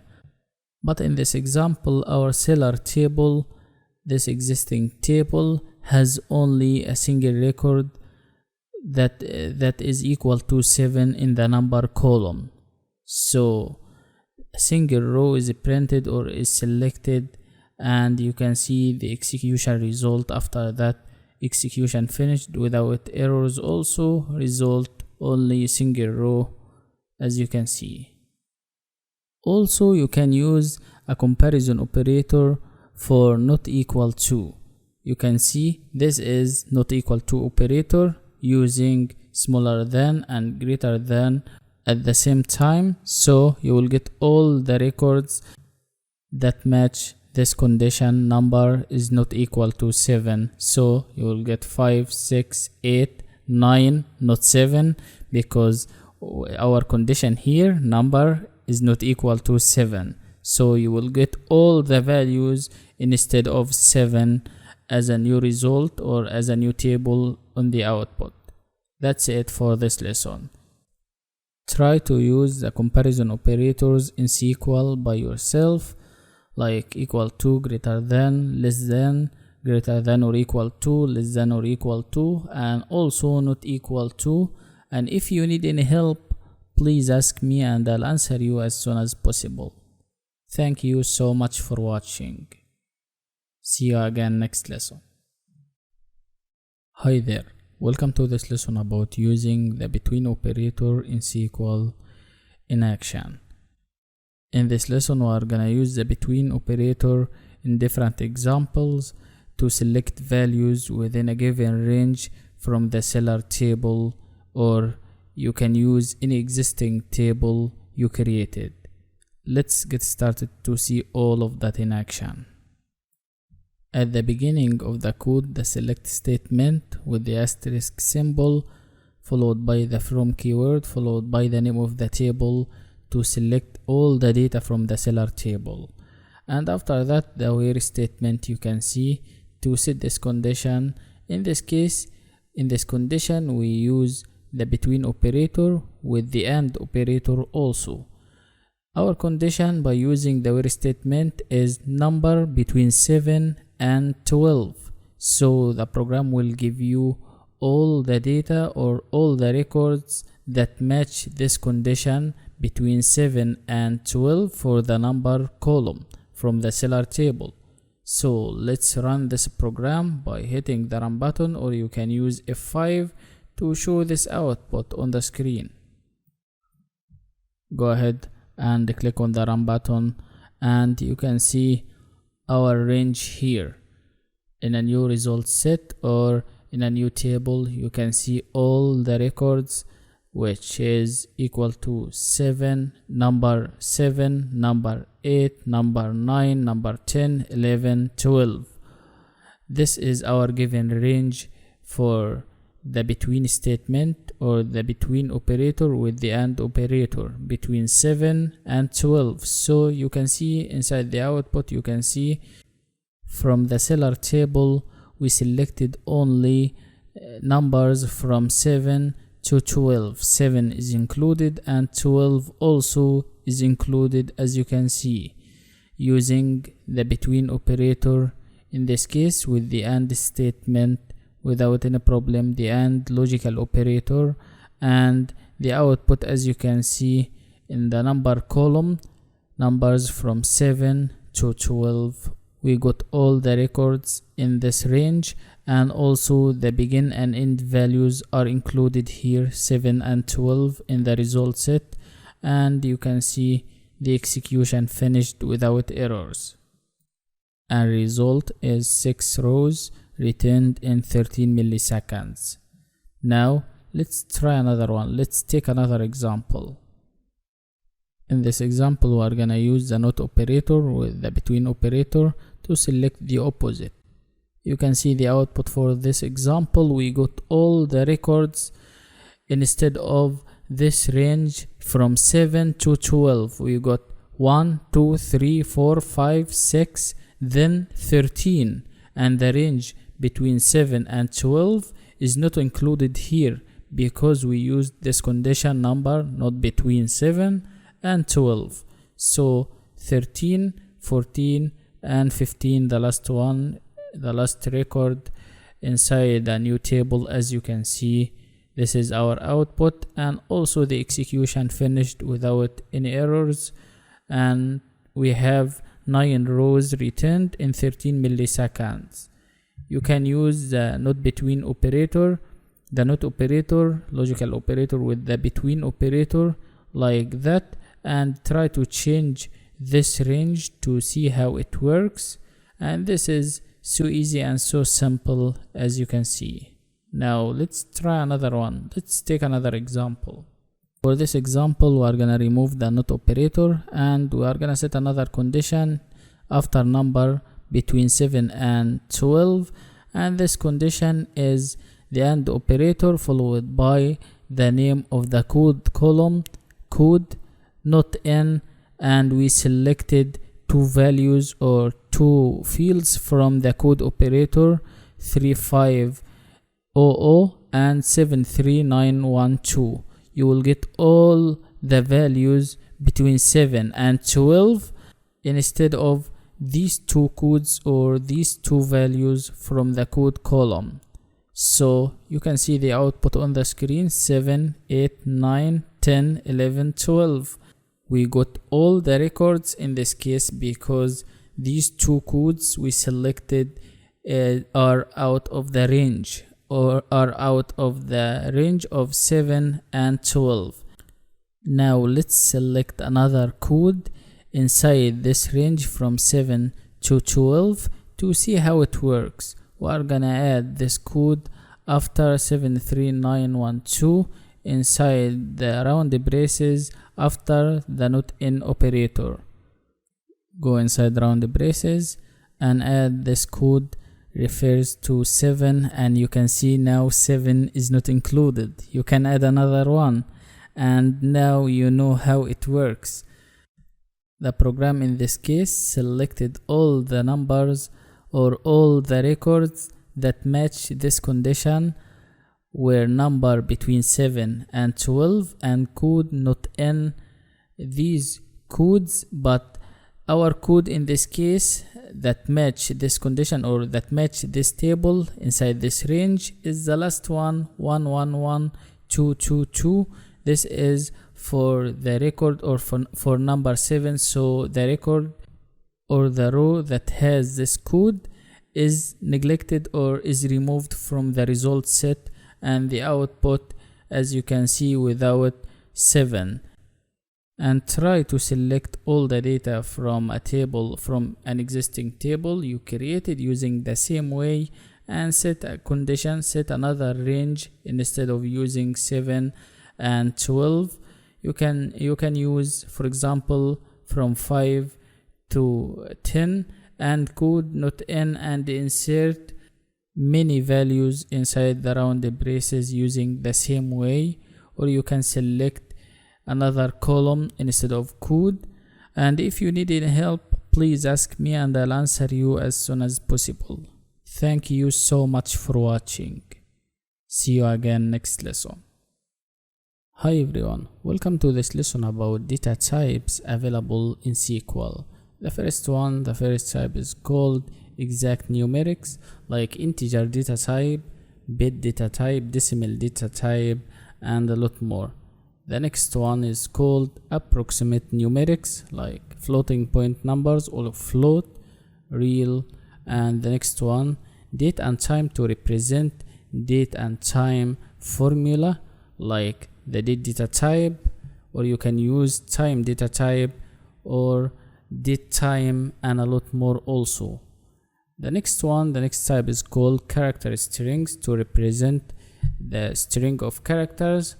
You can use the chart data type for that, or you can use the text data type, and I will show you that in this course. And the next type is called Unicode character strings to represent Unicode character strings or collection of characters. You can use for that the in-char data type or in-text data type. The next type is called binary data types, like the binary data type, image data type, and a lot more. The last one, other data types like cursor, table, XML, and a lot more. And in this course I will show you how to insert a data type while creating a table simply for each field inside a table. Thank you so much for watching. Hi everyone, welcome to this lesson about discussing the order by statement in SQL.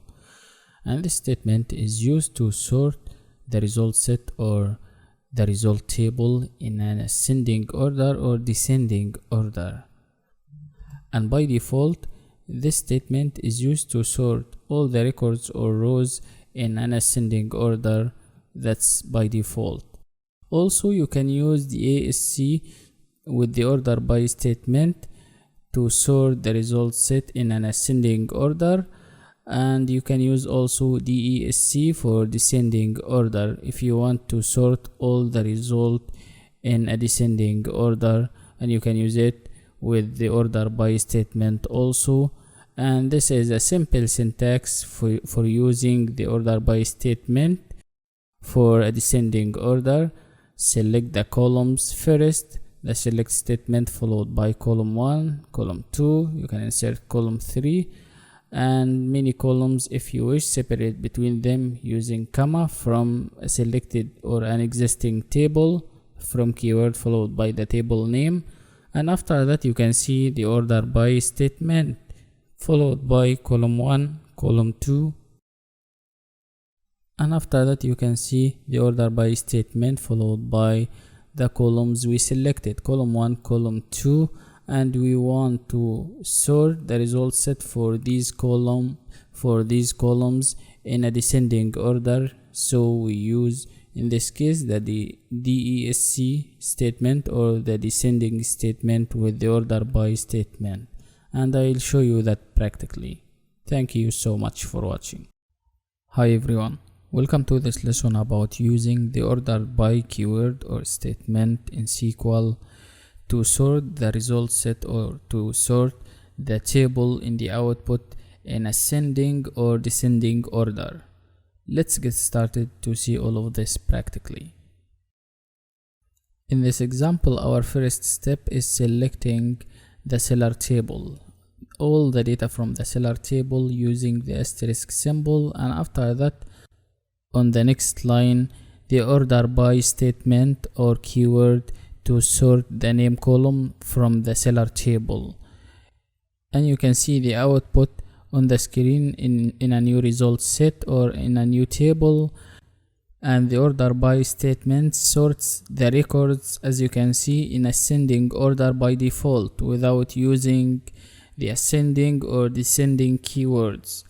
Like this example here, you can see the name column in ascending order by default without any need to use anything with the order by statement. Instead of using the column name, as you can see, name after the order by statement, and you can change name to a number or any column you wish. Let's replace name with number column, number, and run the file again, and you can see number is sorted, the number column is sorted in ascending order by default also without any need to use the ascending or descending keywords. And I'll show you how to use the ascending and descending keywords with the order by statement simply.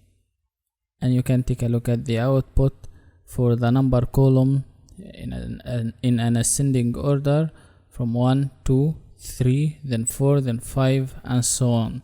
And the execution finished without any errors, and the result in this case has 15 rows returned in 18 milliseconds. Also, let's use the code column with the order by keyword to sort this table called seller by this code column in an ascending order. Refers to the code column or refers to the number inside the code column. Just type code instead of number and run the file again, and you can see the table is sorted in an ascending order. In this case refers to the code column, refers to the order for numbers inside the code column, as you can see simply, and the execution also finished without errors, and 15 rows also. The number of rows inside the seller table, as you can see, are returned in 15 milliseconds also. The last one here is the country column from the seller table. Let's change this code to country to see how it works also, or to sort the seller table by or in an ascending order refers to the country column based on the characters inside the country column.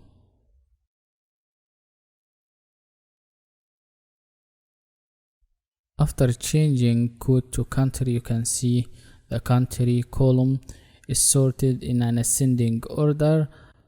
All the fields inside the country column are sorted in an ascending order by default from character A or letter A, then B, and so on, as you can see, and all the table are sorted based on this country column, and the output is executed and finished without any errors. And we got also 15 rows returned in 17 milliseconds, and you can see logs on the right side if you want to show the history for the statements, or if you want to copy a statement and paste it inside the editor to execute it again, and so on.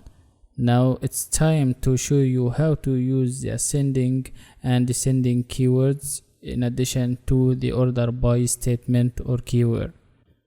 Let's use the ascending keyword first, or ASC keyword, with the order by statement.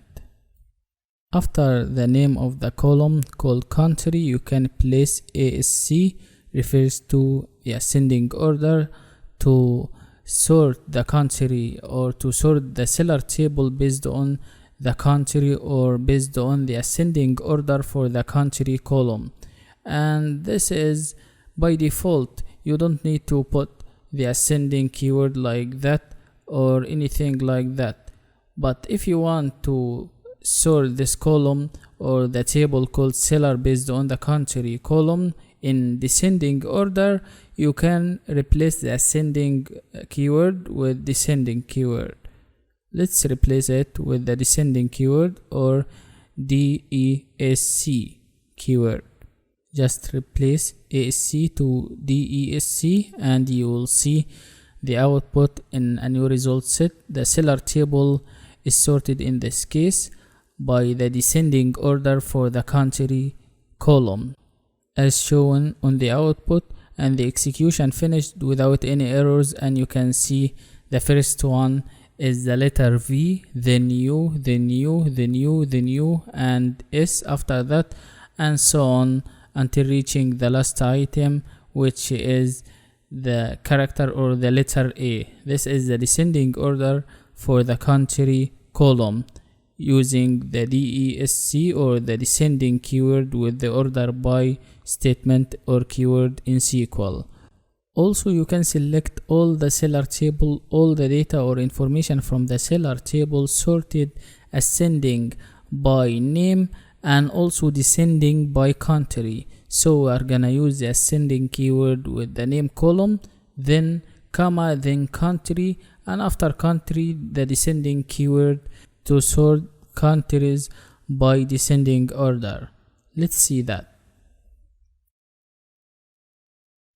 After selecting all the data using the select statement followed by asterisk from the seller table, you can see the order by statement followed by name, then ASC keyword refers to ascending order, then comma, then country, and after country DESC or the descending order or the descending keyword for country, as you can see in this example. And you can also add another one for number and so on. And the seller table in this case is sorted by ascending order for the name column and also the descending order for the country column at the same time. So look at the name column, you will see Alice, then Carlos, then Diego, character D or letter D, then F, then H, and so on. And also at the same time we selected the descending order for country with the ascending order for name, for the name column from the seller table in this case. Try to do this by yourself. Try to select different columns from that table instead of name and country if you wish. Thank you so much for watching. See you again next lesson. Hi everyone, welcome to this lesson about using the limit keyword or the limit statement in SQL in action to select specific records from an existing table. Let's get started to see all of that in action. Our first example is using the limit statement to select only the first 5 records from the seller table. And as you can see, we got the output in a new result set, and without any errors. We got these 5 rows, number 1, number 2, 3, 4 and 5. And also the first thing we did here is selecting all the data from the seller table. You have to put the select statement followed by asterisk symbol to collect or to select all the data from the seller table, from the existing table inside this database, or any table you created inside any database you created previously. Our table in this case is called seller, and after that we used the limit keyword followed by the number of records we want to select from the beginning of this table called seller. And the output, as you can see, the execution for this program is finished without getting any errors, and 5 rows returned in 17 milliseconds. That's it. Now let's take another example. You can set a condition for this example by using the where statement before using the limit statement or the limit keyword to select records based on this condition, or that fulfill this condition that we are gonna set using the where statement. Our condition in this example here is country is equal to, for example, Germany, and we want to change 5 to another number 1. In this case we want to get only one record, or the first record that match this condition, only a single one that match country is equal to Germany. Now let's execute the program again, or let's hit the run button or F5 to show the output, to show the new output for this new program or this new example. After running the program, you can see this output. We got only the first Germany from the country column from the seller table, as you can see, when number is equal to 6. If you change this limit to 2, you will get the first 2 records from this table called seller, while or where country is equal to Germany. So you can see this example here. If number is equal to 6, we got Germany. If number is equal to 9, also we got Germany in the output, and the output in a result set, as you can see. This is the result that matches this condition and this limit, the first 2 rows or 2 records from the table called seller, where country is equal to Germany. Let's change 2 to 3, for example, again. And you can see in this case, after changing the limit from 2 to 3, we got the first 3 records from the seller table that match this condition, country is equal to Germany.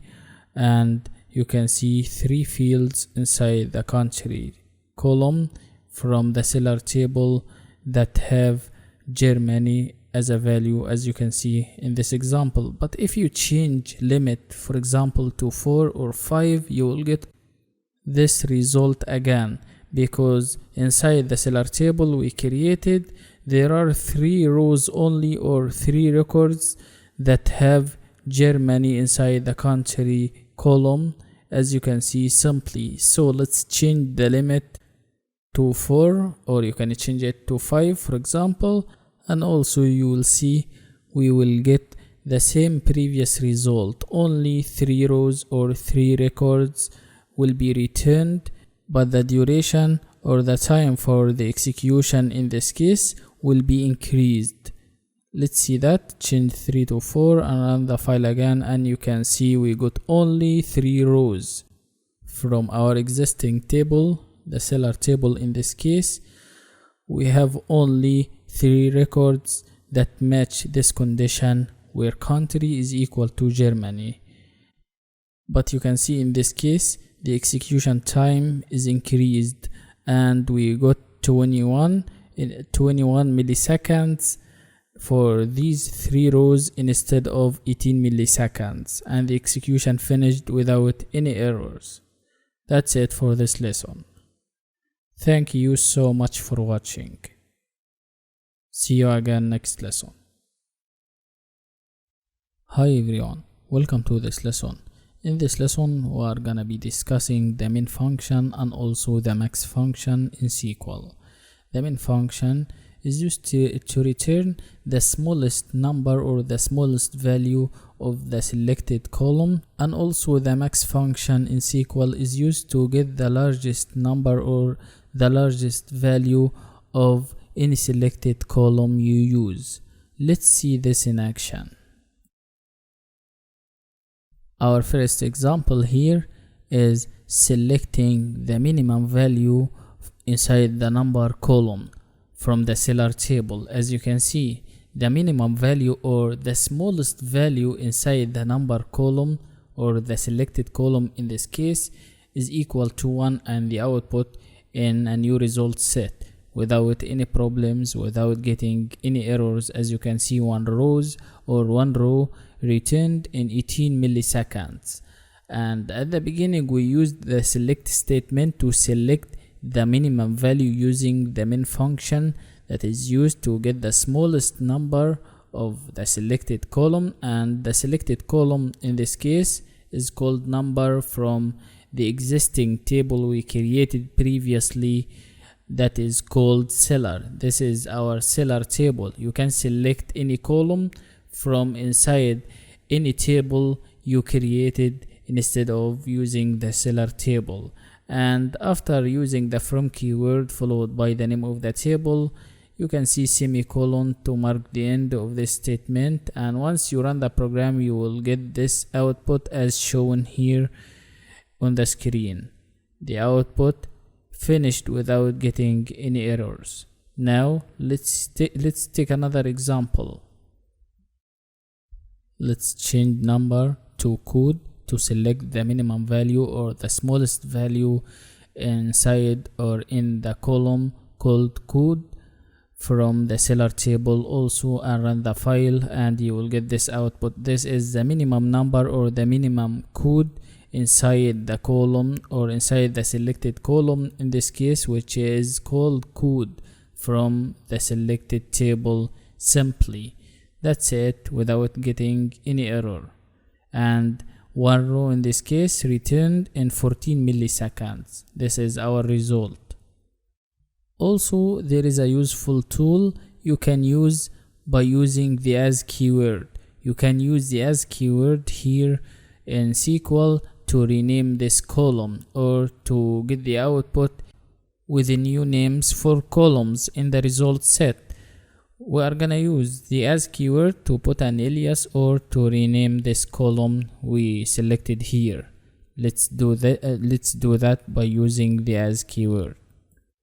After select min code, use the as keyword followed by the new name, the temporary name for this column in the result set, and this new name is called smallest value. In this case you can rename it, you can rename this column, or you can get the value in the output, the minimum value in the output, and this is the header for that column in the output, smallest value, and you can change it with any name. You can change it to any name you wish instead of smallest value. You can type smallest number, you can type anything you wish. And now let's run the program again to show the output. Take a look at this output here. After running the program, you can see the smallest value is the header for that column for the result set here we got, and you can change this alias to any name you wish instead of this smallest value as we said beforehand. This is so easy, as you can see. Now let's use the max function instead of using the min function, and also we are gonna use the as keyword with the max function to insert an alias or a temporary name for the maximum value or the largest value. Let's change the min function to the max function and smallest value to the largest value. This is our new alias, and after running the program you will see this new output. This is the largest value in the code column from the seller table. The max function in this case is used to get the largest number or the largest value from this existing column or this selected column called code. Or you can use any column. You can use the number column instead of using the code column to get the largest value, and also you can use the as statement or the as keyword to put a new alias or to rename this operation or to rename the result set, the column in the result set, using the same way. You can type any name instead of using largest value. You can type greatest value or anything like that, and notice the output on the screen. You can see the output in a new result set, and the header for the column in the output is called largest value in this case. The execution finished without getting errors. Also we got in this case one row, the largest value only one record or one row in 17 milliseconds. That's it, so easy and so simple. Let's replace code with number to select the largest value inside the number column. For example, type number here and run the program again, and you will get 15 in a new result set or in a new table, as you can see. And the header also in this case is the new alias or the temporary name for that column, which is called largest value. Try to rename it any name instead of the largest value, and you can see also the execution finished without any errors, and we got one row for the number column, the selected column in this example, and the max function followed by the round braces, and the parameter is the selected column in this case, and the output in 18 milliseconds in this case. Thank you so much for watching. See you again next lesson. Hi everyone, welcome to this lesson about using the count function in SQL to return the number of records for the selected column or the selected data. Let's see this practically. In this example here, we have the count function, and inside the round braces of the count function, we insert the asterisk symbol to count all the records from the table we selected here called seller, and the as keyword after that, after the count function, to rename or to put a temporary name for this counting, so you will get the output in a result set. And the header for that column, as you can see, is counting in this example, and the counting or the count for rows, the number of rows or the number of records from the seller table is equal to 15. So you can do this to get the number of records for the whole table, for the complete table. Also you can use the count function to get the number of records for a specific column or for the selected column. Let's change this asterisk symbol or this asterisk character from the round braces of the count function to the name of a column from the seller table. For example, let's change it to name, and after that run the program again, and you will get the same previous result, because the number of records for the selected column in this case is equal to 15 also, and we got the execution finished without errors, and the result also is a single row retained in 17 milliseconds. That's it. Simply put the selected column inside the round braces of the count function, and also you can change the alias to anything instead of counting, but try to put a descriptive name or a meaningful name instead of counting. For example, number of records or anything like that. that describes the process. And don't forget the from keyword followed by the name of the table, the selected table in this case, seller, and semicolon at the end of this statement. You can change name to country or any column name from the seller table. Also, let's change name to country, for example, and also we will get the same previous result. Replace name with country, and after that go ahead and run the file again and you will get the same result. As you can see, the header for the result set or for this column in the result set is called counting, and we got 15, and the execution finished without errors. The result is a single column, is a single row or a single record finished in 15 milliseconds. I hope that you enjoyed this lesson. Thank you so much for watching. See you again next lesson. Hi everyone, welcome to this lesson. In this lesson I'll show you how to use the average function or the AVG function to return the average value for a numeric column we are gonna select. Let's get started to see all of that in action. Simply after the select keyword type AVG, the AVG function or the average function, and number in between the round braces for that function to get the average value for this numeric column or this integer column, in this case called number, and the average value is equal to 8.0, as you can see, in a new column or in a new result set or in a new table.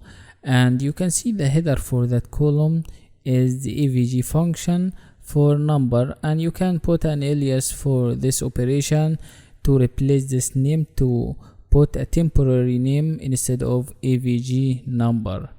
Just use the select statement like that followed by the AVG function to return the average value for the selected column, and this column must be a numeric column or integer column, and in between the round braces we placed that column. And after that, don't forget to place the from keyword followed by the name of the table that contains or that includes this number column or that includes the selected column. That's it, simply. And you can see the execution finished without getting errors, and we got one row in a result set in 20 milliseconds. And you can see logs also, or the history for the statements on the right side, and if you want to use them you can do that by copying the statement and paste all of them or any statement you wish inside the editor to execute it. Let's change the selected column from number, for example, to anything else like code, and run this file again, and you will get the average value for the selected column. In this case, our selected column in this example is the code column, and you can see the output in a result set, and the header for that column is AVG, and inside the round braces you can see the name of the column code, and the output after that in a single row or a single record, as you can see, returned in 18 milliseconds without getting errors. And also you can see the output is 52939.6, and this output is the average value for all the numeric values inside the code column from the seller table or the selected table. That's it for this lesson. Try to use the average function by yourself like that, but try to put an alias for the header in the result set for the column in the result set. And if you need any help, please ask me and I'll answer you as soon as possible. Thank you so much for watching. See you again next lesson. Hi everyone. Welcome to this lesson about the sum function in SQL, and this function is used to return the total sum of a numeric column or to get the sum of a selected column inside the round braces of the sum function. Let's see this practically. Replace the average function with the sum function for the same column, and you can see the output is the total sum for this numeric column called code, and this sum is equal to 794,094. This is inside a new result set without getting any errors, and only a single row you can see in 17 milliseconds.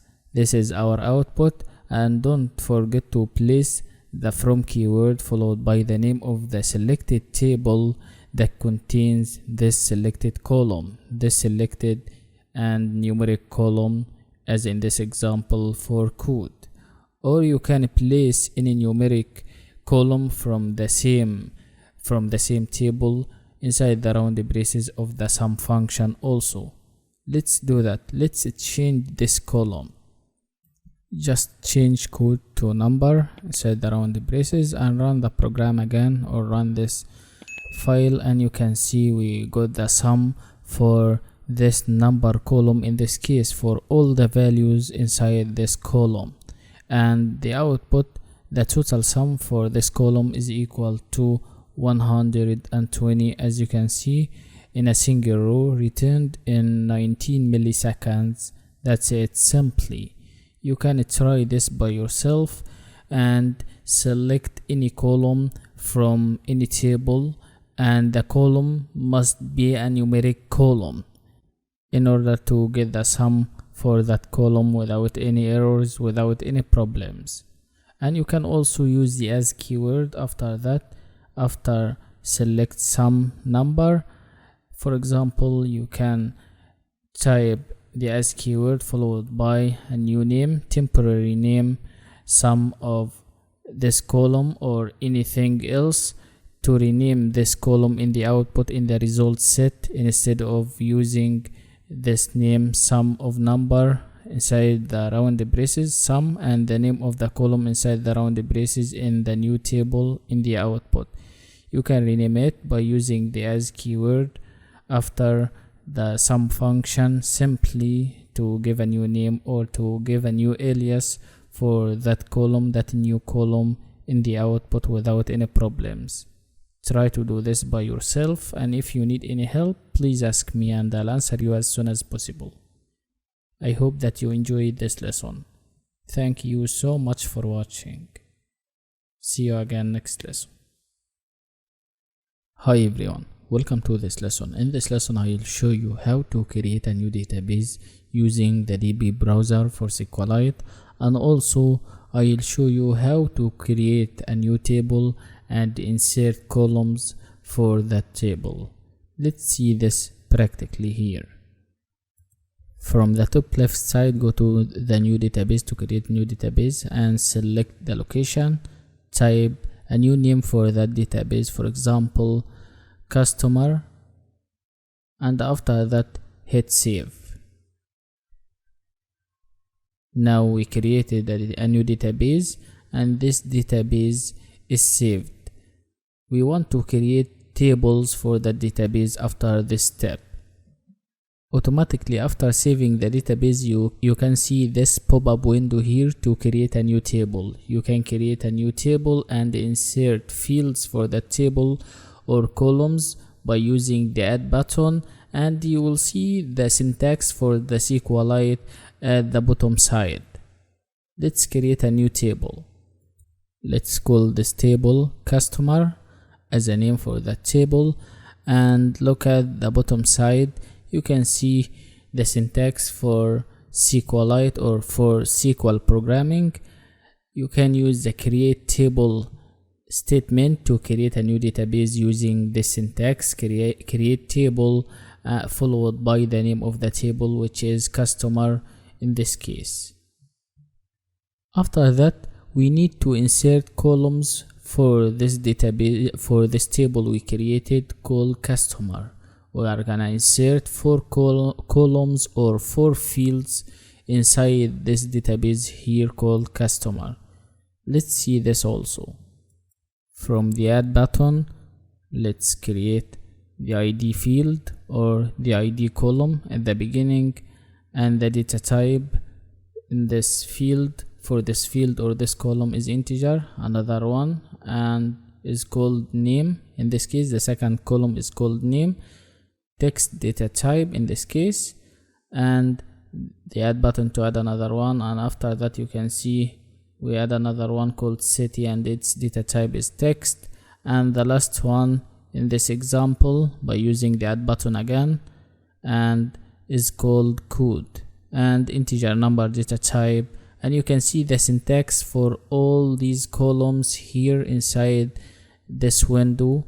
We used the create table statement followed by the name of the table, and look at inside the round braces of the create table statement, in this case ID followed by the data type for this column, then comma, and names and its data type is text, followed by city, and the data type for all the fields inside this column must be text data type, and code, the last one, the last column is called code, and the data type for that column is integer number data type also. And after that we need to hit OK to create that table with these columns without any problems.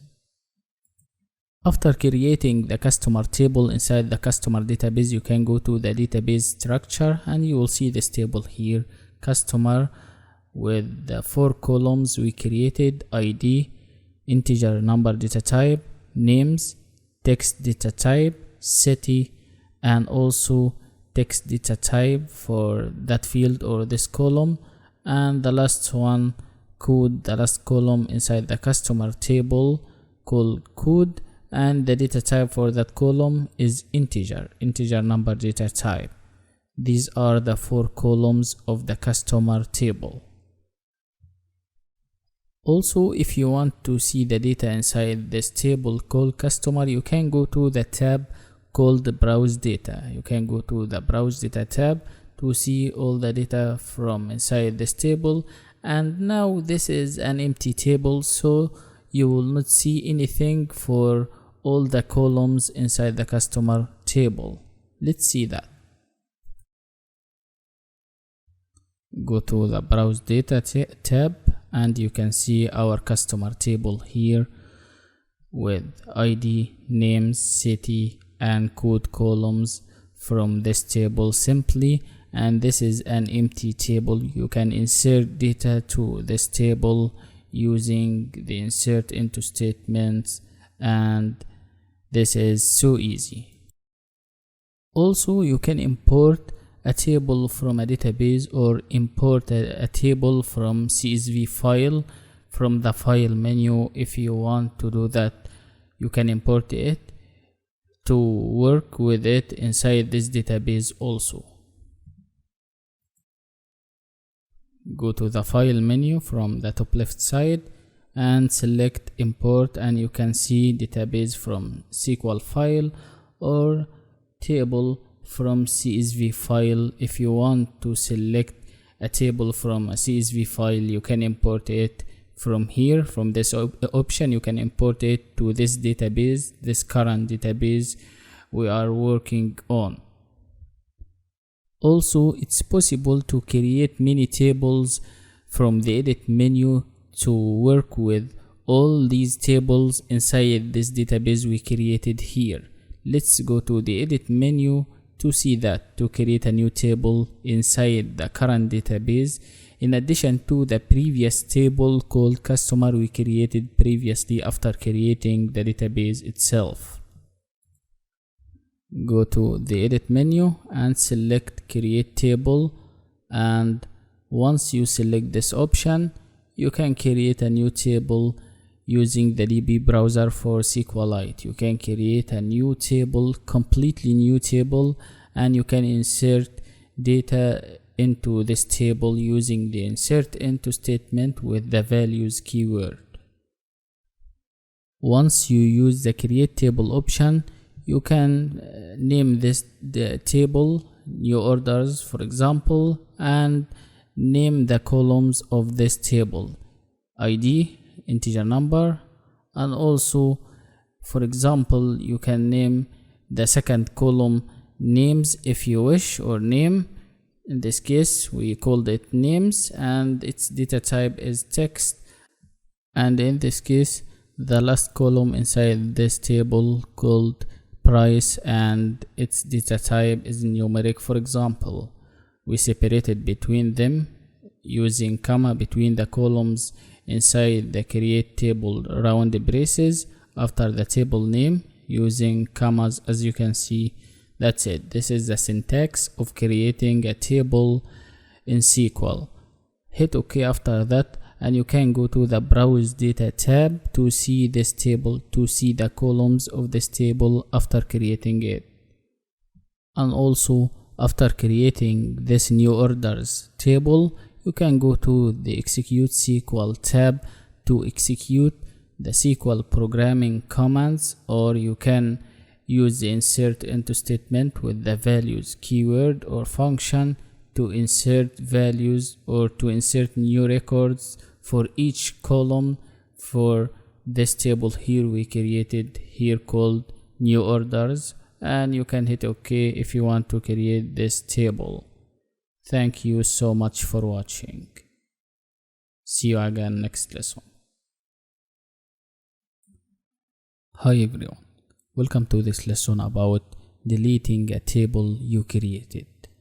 We are gonna use the drop table statement in SQL, and this statement is used to delete or drop an existing table from a database you created. We are gonna drop a table called new orders. But at the beginning, let's see the syntax for the drop table practically. You can see in this case, by using the customer table, we used the drop table statement at the beginning followed by the selected table. This is the syntax simply, but let's try to remove the new orders table instead of removing the customer table. Let's change customer to new orders to remove or drop this table completely. Let's do that. Just use drop table statement followed by the selected table, in this case the last table we created called new orders. By hitting the run button or by hitting F5 from the keyboard, you can remove this or drop this table completely in the database called customer. And don't forget to place semicolon at the end of the statement before running the file to separate this program or to separate this statement to make your code more readable, understandable, and also to separate this statement without any problems. And now after running this program, we used the run button to run this program. You can go to the browse data tab or the database structure, and you will see this table called new orders is removed simply without any problems, without getting any errors, and the execution finished without errors or problems, and the query executed successfully for this example in 0 milliseconds. And this is the result of using the drop table statement in SQL to remove a table. You can see inside the database structure, you can see from our tables, the new orders table is removed successfully without any problem. You can do the same thing for customer. You can remove this customer table also using the same previous way, using the drop table statement followed by the name of the table. And be careful before dropping a table or deleting a table. Deleting a selected table after the drop table statement will result in loss of all or complete information or data stored in the selected table, simply like the new orders table. If this table contains any information, the information will be deleted also with that table. The information will be dropped with that table after using the drop table statement followed by the name of the table. That's it. So simple and so easy. Try to use the drop table statement to remove or drop any table you created from the database, and if you need any help, please ask me and I'll answer you as soon as possible. Thank you so much for watching. See you again next lesson. Hi everyone, welcome to this lesson about using the alter table statement in SQL. You can use this statement to add, delete or modify columns for or in an existing table, and in this lesson I will show you how to use it simply for the customer table we created previously. You can use the alter table statement with the add statement to add a new column with its data type, and you can use the alter table statement with the drop column statement to drop a column or delete a column. Also, you can use the alter table statement with the modify statement to modify columns simply. Now let's use the alter table statement for the customer table with the add statement to add a new field or a new column to this existing table called customer. First of all, and at the beginning of the code, start with the alter table statement followed by the name of the existing table or the selected table.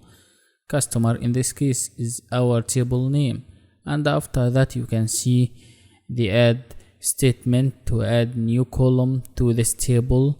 At the end of this table you will see the new column will be added at the right side or at the end of that table called customer. The add statement followed by dates. Dates is the header for this new column.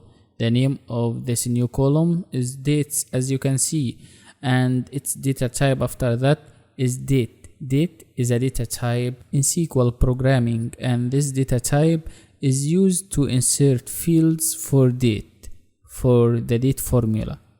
After typing this statement, let's go ahead and run this program by hitting F5 to show the output, and we are gonna see the output in the browse data tab to see the new column that will be added to the customer table.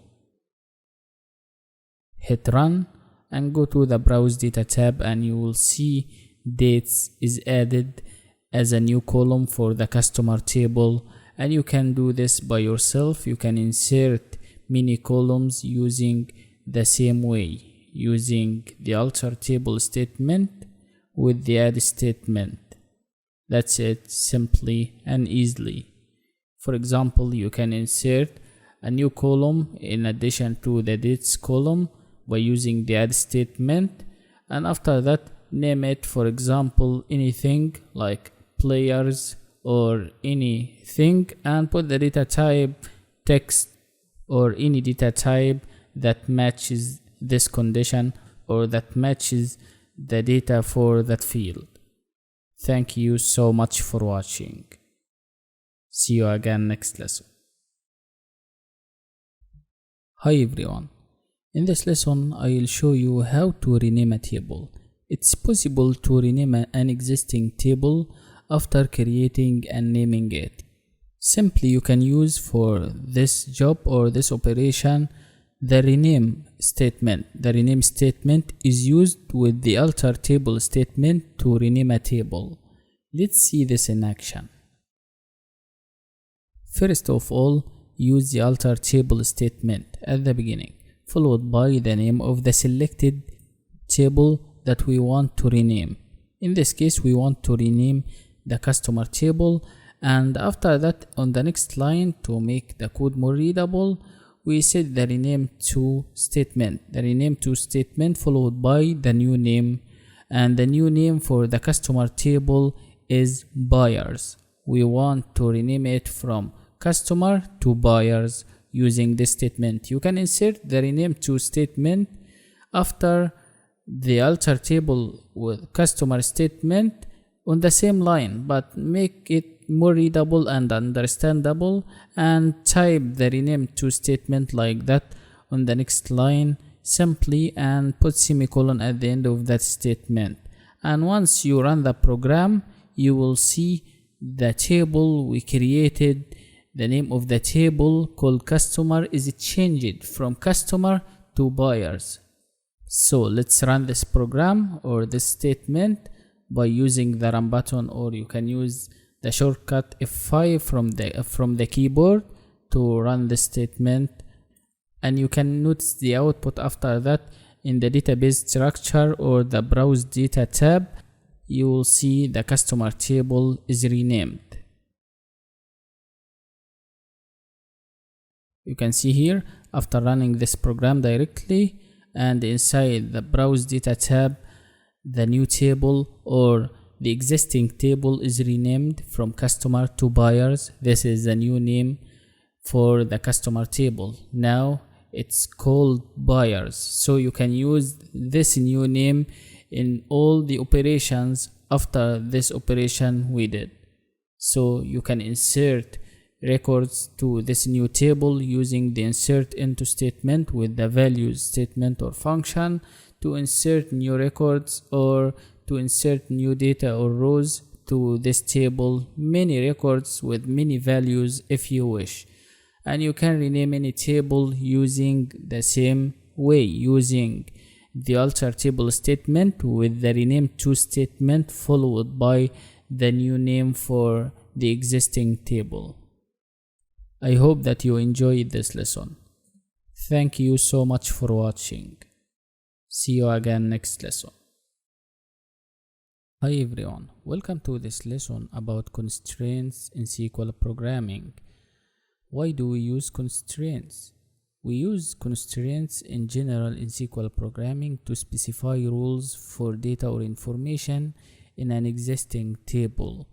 Once you create a table, you can specify a constraint for each column, and let's discuss the types of constraints in SQL programming. The first type of constraints in SQL programming is called not null, and this is used to enforce a column to not accept null values at all, and by default a column can hold null values. That's by default, and you can add not null. And the second type of constraints is called unique, to add unique value, and is used to ensure that all values in a column are different or distinct.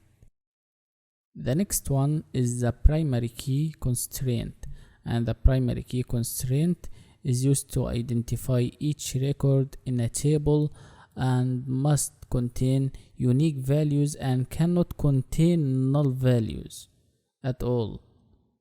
The next constraint is called foreign key, and also is used to prevent actions that would destroy links between tables you created or you selected, and refers to also the foreign key refers to the primary key in another table. You can create a foreign key in a table once you create a table using the create table statement, and this is referring to the primary key in another table simply. The next constraint is called check. The check constraint is used to limit the value range that can be placed in a selected column. And the last constraint is called default, to set or insert a default value for a selected column, and also the default value will be added to all the new records after that. That's it for this lesson. Thank you so much for watching. Hi everyone. You can set constraints in SQL for a table, and these constraints are used to specify rules for data in a table. You can set constraints for each column, for each field while creating a table, and inside the round braces of the create table statement after the table name. Let's see this. You can do that easily with the DB browser for SQLite. We are gonna do that by modifying an existing table. From the database structure tab, select the buyers table we created previously, and select modify to modify this table to start modifying and adding constraints to this table without any problems. We want to set rules for data for this table, and the most commonly constraints in SQL are not null to ensure that a column cannot have a null value. The unique constraint is used to ensure that all the values in a column are different. The primary key constraint is a combination of a not null and unique constraints. The foreign key is used to prevent actions that would destroy links between tables in a database you selected. The check constraint is used to ensure that the values in a column satisfies a specific condition. The default constraint also is used to set a default value for a column if no value is specified. And the last constraint is called create index and is used to create and retrieve data or information from the database so easy and very quickly and fastly. That's it. And a simple example for constraints: not null, as you can see, is placed after the data type for the ID column, and also we inserted not null for names after the data type text for the names column, and for the codes column also we inserted the constraint called not null here by modifying this database. This is the syntax of adding constraints to a table in SQL programming easily. Also you can add unique. As you can see, for the ID column we added the unique constraint simply to ensure that all the values in this column are different. And for this column also called ID, we used the not null operator or the not null constraint to ensure that this column called ID cannot have a null value.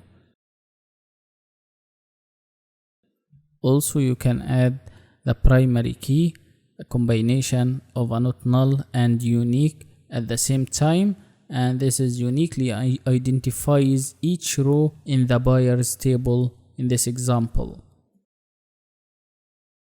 And finally you can hit OK, and now all the constraints are added successfully to this table called buyers we created previously and submitted for the selected column. That's it, so easy and so simple. Thank you so much for watching. See you again next lesson. Hi everyone, welcome to this lesson about joining records from two tables, or you can do that for more tables based on related column between them. Let's get started to see that. In this lesson we are gonna work with these two tables here, the orders table and the seller table. These are two tables we are gonna join. We are gonna work on these two tables here. The orders table has 4 columns, and also the seller table has also 4 columns. As you can see, we will combine records from these two tables based on the related column. In this case, for each of them, between them, the related column between these two tables is called number. So now let's go to the execute SQL tab to type our program simply to combine rows or records from these two tables based on the number, the related number column between them.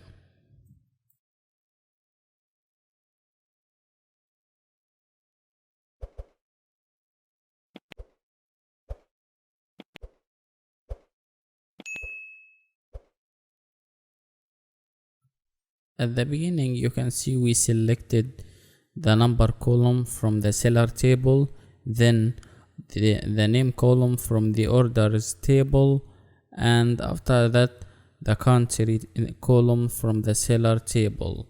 in order, and the from keyword followed by the name of the main table here, which is seller. And by using the inner join statement in this case, we are gonna join columns or a single column from the orders table to the seller table. We are gonna combine rows or records from the two tables based on the number column. This is our related column here inside the seller table and also the orders table. So we put seller.number is equal to orders.number after inner join orders, and the on keyword after that, seller.number is equal to orders.number. This is our related column here between the two tables, seller and orders. Now if you hit run or hit F5 to show the output or to select the columns in the output, you will see the program will select the number column from the seller table, then the name column from the orders table, and after that the country column from the seller table. All the records from these three columns here, and the output will be in a new result set or in a new table, and in this order also: number column, then name, then country, the country column from the seller table. The inner join statement in SQL is used to select records that have matching values in both tables. So you will get this output on the screen. Let's run the program to show the output, and we are gonna discuss this output. Once you run this program or this statement, you will see this output in a new result set. And note that the inner join statement or keyword is used to select all the rows or all the records from both tables, in this case seller and orders, as long as there is a match between the columns from these tables. If there are records in, for example, the seller table that don't have matches in the orders table, these orders will not be shown on the screen in the results set. And in this case, you can see the output in a new table and the execution finished without any errors, and the result is 14 rows here returned in 21 milliseconds simply. And the SQL statement called inner join statement selects all the seller table data or information with the orders table data or information simply, and the output in order, as you can see, based on the selection using the select statement: number, name and country, and the related column in the two tables is the column called number. That's it. Also, it's possible to select other columns from the two tables if you wish. Let's select the date column from the orders table at the beginning before seller.number, before the number column from the seller table at the beginning.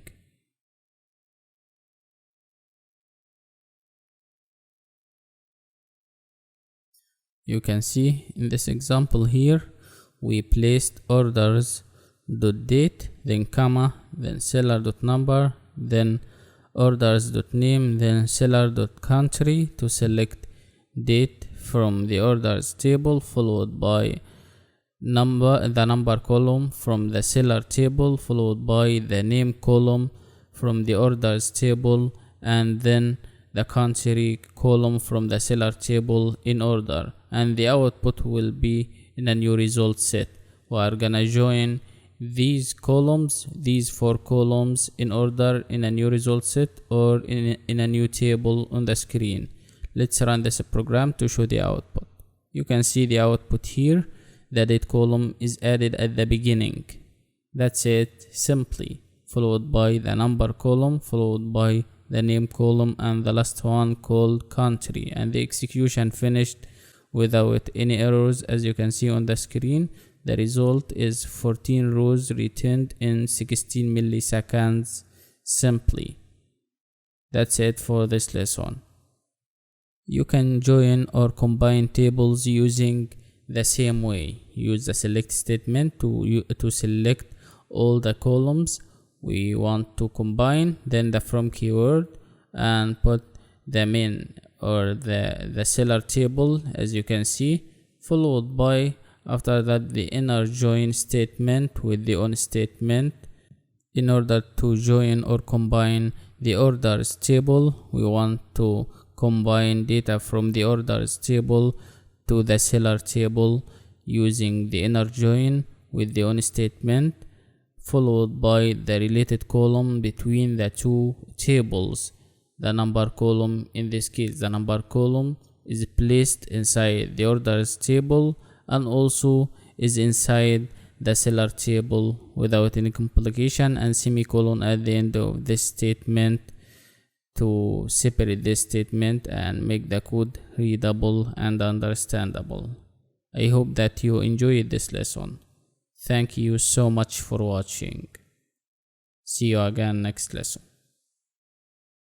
Hi everyone, welcome to this lesson about using the SQL union operator, and this statement or this operator is used to combine or join the result set of two or more select statements.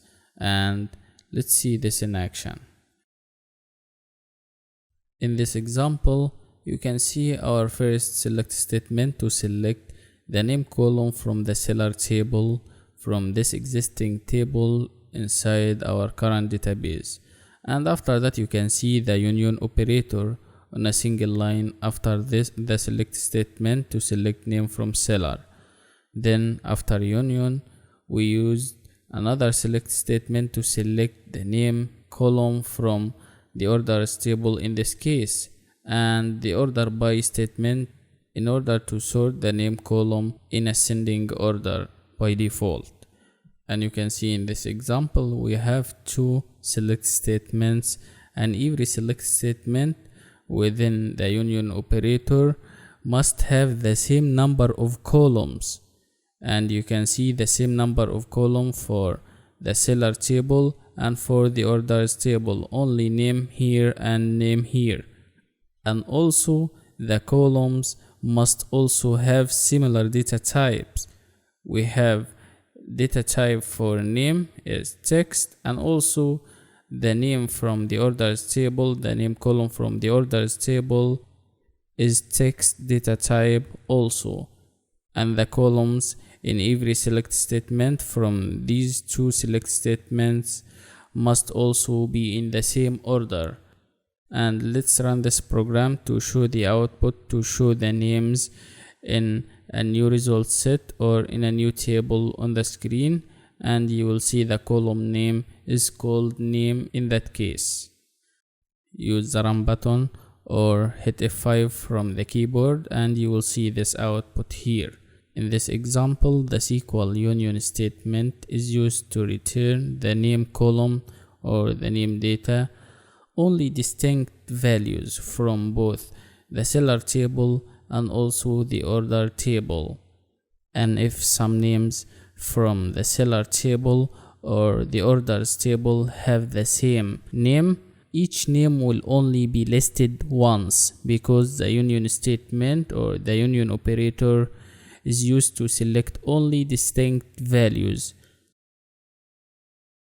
And if you want to allow duplicate values for the name column data from the seller and orders tables, you can use the union all instead of using the union operator. The union operator selects only distinct values by default, but if you want to allow duplicate values, you can use the union all operator, exactly as in this example here. After the first select statement for name from the seller table, we used the union all operator, as you can see, to allow duplicate for the name column or the data from the name column from the two tables, as you can see. And after the union all operator, the select statement again to select name from the orders table and the order by statement to sort the name column by default in an ascending order. And after that you can hit run to show the output, and you can see this new result set here and the execution finished without any errors. In this case we got 29 rows returned in 16 milliseconds, and the union all operator in this case, you can see, allows duplicates. Also you can set a condition for each select statement here by using the where statement like this example here. And in this case the SQL statement called union all returns all the records in a new result set that match this condition, and also it allows duplicates on the screen simply as you can see. And the output for this operation is executed and finished without any errors, and we got 6 rows only returned in 34 milliseconds. You can see we got number 6, then 6, then 12, then 12, then 9, then 9 from the two tables, seller and orders. This combination is based on the condition country is equal to Germany for select number and name from the seller table, and also the where statement or the condition, the second condition city is equal to Berlin after the select statement to select number and name the same number of columns as you can see from the orders table in this case, and the order by statement after that to sort in an ascending order for the name column in the result set.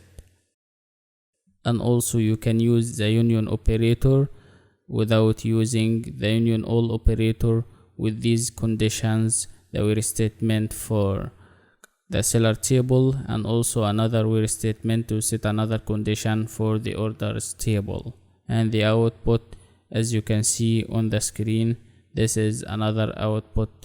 There is no duplicates for records on the screen in the new result set or the new table based on using the union operator with these conditions here, and the execution finished without any errors. In this case we got 4 rows returned in 27 milliseconds. Thank you so much for watching. See you again next lesson. Hi everyone, welcome to this lesson. In this lesson I'll show you how to use the as keyword to rename columns in a result set, and also how to rename the table itself using the as keyword. Also you can rename single table, or you can rename also many tables using many as keywords. Let's see this in action. We have a simple example here. We selected 2 columns from the seller table from this existing table here, and we use the as keyword to rename the name column as new names. This is the new name or the new alias, or this is a temporary name for the name column in the result set. And also for the code column we renamed it using the as keyword, and the new name is code no or code number, or you can rename the 2 columns in the result set with any valid names, but try to make the names you set readable, understandable for anyone who reads the code after typing it. The select statement at the beginning followed by the columns with the as keywords to rename these columns as in this example here, and separate between them using comma. And don't forget the from keyword after that, followed by the name of our table that contains these columns. Now we need to run this file to show the output. By hitting the run button or clicking F5 from the keyboard, you will see this output, and you can take a look at this result set here or this new table. The new name for the name table is new names, and the new name or the temporary name in this case for the code column now is changed from code to code no or code number if you wish, and the execution finished without any errors. As you can see, we got 15 rows also returned in 12 milliseconds. Also, you can insert the temporary name or the alias inside square brackets, like this example here.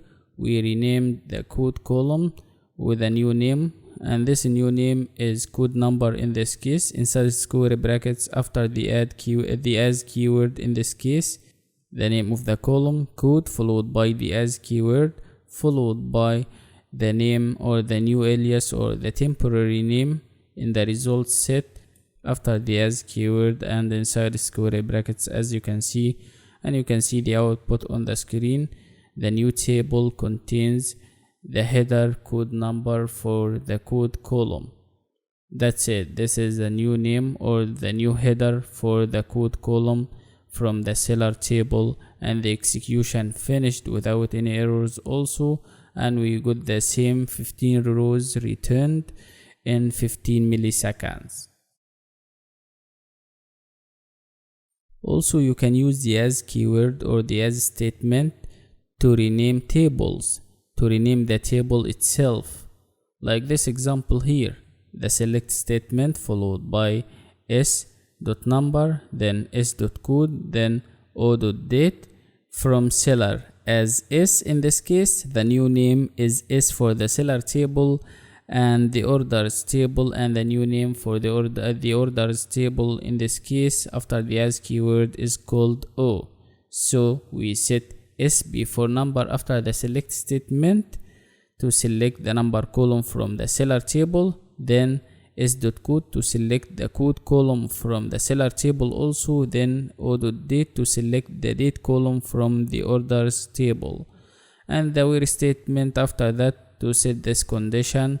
And this condition in this case is o.date orders.date is equal to this date, and orders also dot number is equal to s.number. That's it, simply.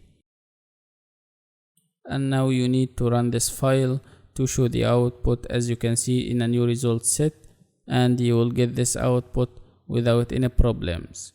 We have a single record in the output, as you can see, that matches this condition we set here by using the where statement.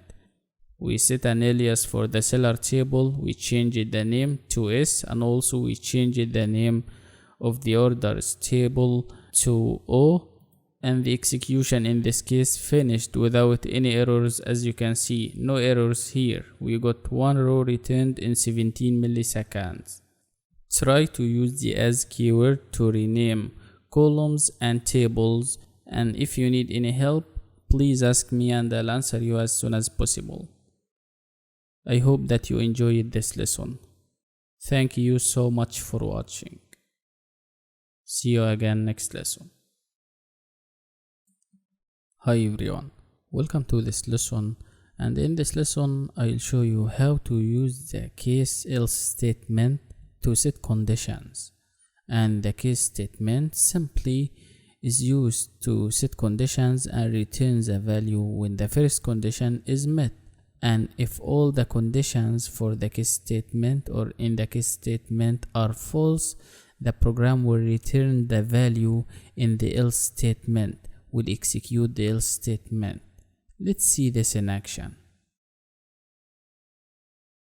At the beginning of this example, you can use the select statement to select columns from a table. We select in this case number and code, and you can see comma after code to insert the new values based on the case else statement in a new column in the result set, and I'll show you that. Let's start the case clause using the case statement. And you can see inside the case statement our conditions here. When number is greater than 7, then execute the number is greater than 7. The program will show this result in a new column after the code column in the new result set. When number is equal to 7, then the number is 7. and else if all the previous conditions are false, the program will execute the else statement to show the number is under 7. Now we need to use the end as statement to give a name for that new column, to place the result inside this new column after the code column in the new result set, and the new name is called number text after the as keyword after the end statement. And don't forget to place from seller to select all of that from the seller table, and semicolon at the end of the statement to mark the end of the statement or to separate the statement to make the code readable and understandable. Run the file after that and you will see this output here. The new column is inserted in the results set or the new table, as you can see, and is called number text. This is a temporary name using the as keyword after the end statement.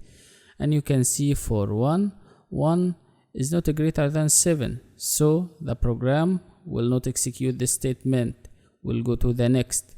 Number also is not equal to 7, so in this case the program will execute the number is under 7, the else statement, because all the previous condition in this case is false. And the same thing for 2, for 3, for 4, for 5, for 6. And because 7 in this case is equal to 7, then the program will execute the number is 7 statement. And after 7, if the number is greater than 7, the program will execute the number is greater than 7, as you can see inside the number text column in the results set simply. You can set other conditions if you wish, and also you can set any messages. Instead of using these messages we set here. That's it, so simple and so easy, as you can see.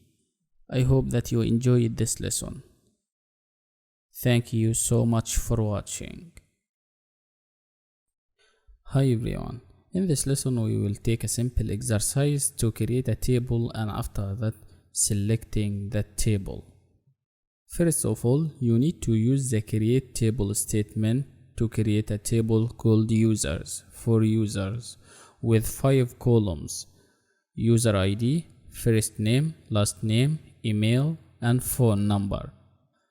And after that, use the insert into statement to insert data in a single record for user ID, first name, last name, email, and phone number from the users table you created, and insert values to this record or into this record using the values statement with the insert into statement, the values function or statement, and in between the round braces for that function insert a value for user ID field, and also a value for the first name field, a value for the last name field, a value for email field, and the last one a value for the phone field.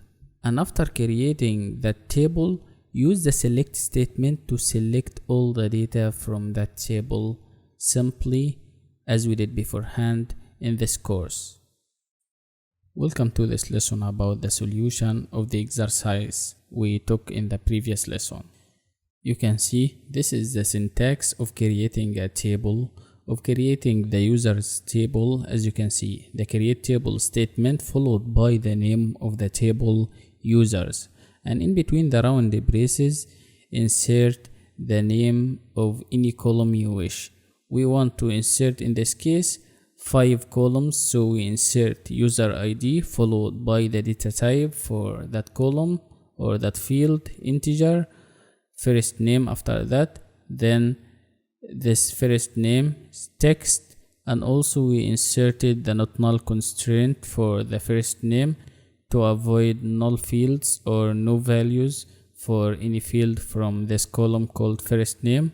Also we type last name, we inserted that column. The third column we have here in the users table, and the data type for all the data inside that column will be text data type, and also the constraint is not null, email, the data type is text and not null also, then comma, and the last one phone, and the data type for that column is text, and the constraint also is not null. As you can see, you can insert any data type, you can insert numeric, you can insert integer if you wish. And after that, after this statement, you can see semicolon after closing the round braces. And our next step is inserting a single record in the users table after creating it.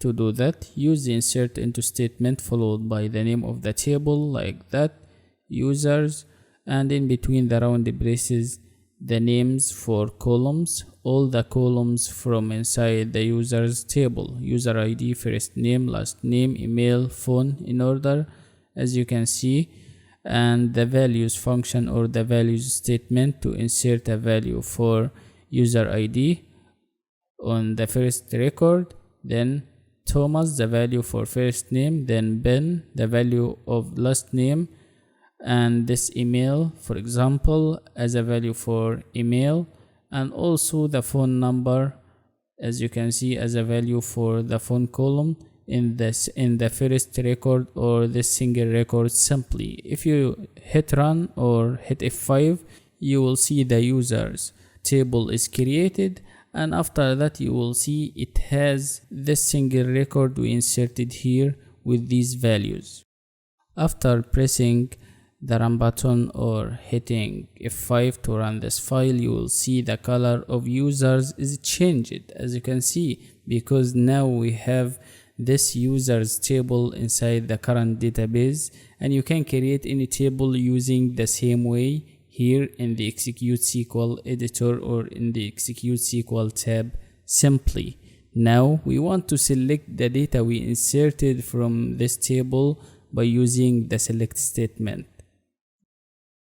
Use the select statement exactly as you can see, followed by the asterisk symbol to select all the data from the users table, followed by, as you can see, the from keyword, followed by the name of the table we selected, which is users, and semicolon at the end of this statement to mark the end of this statement simply.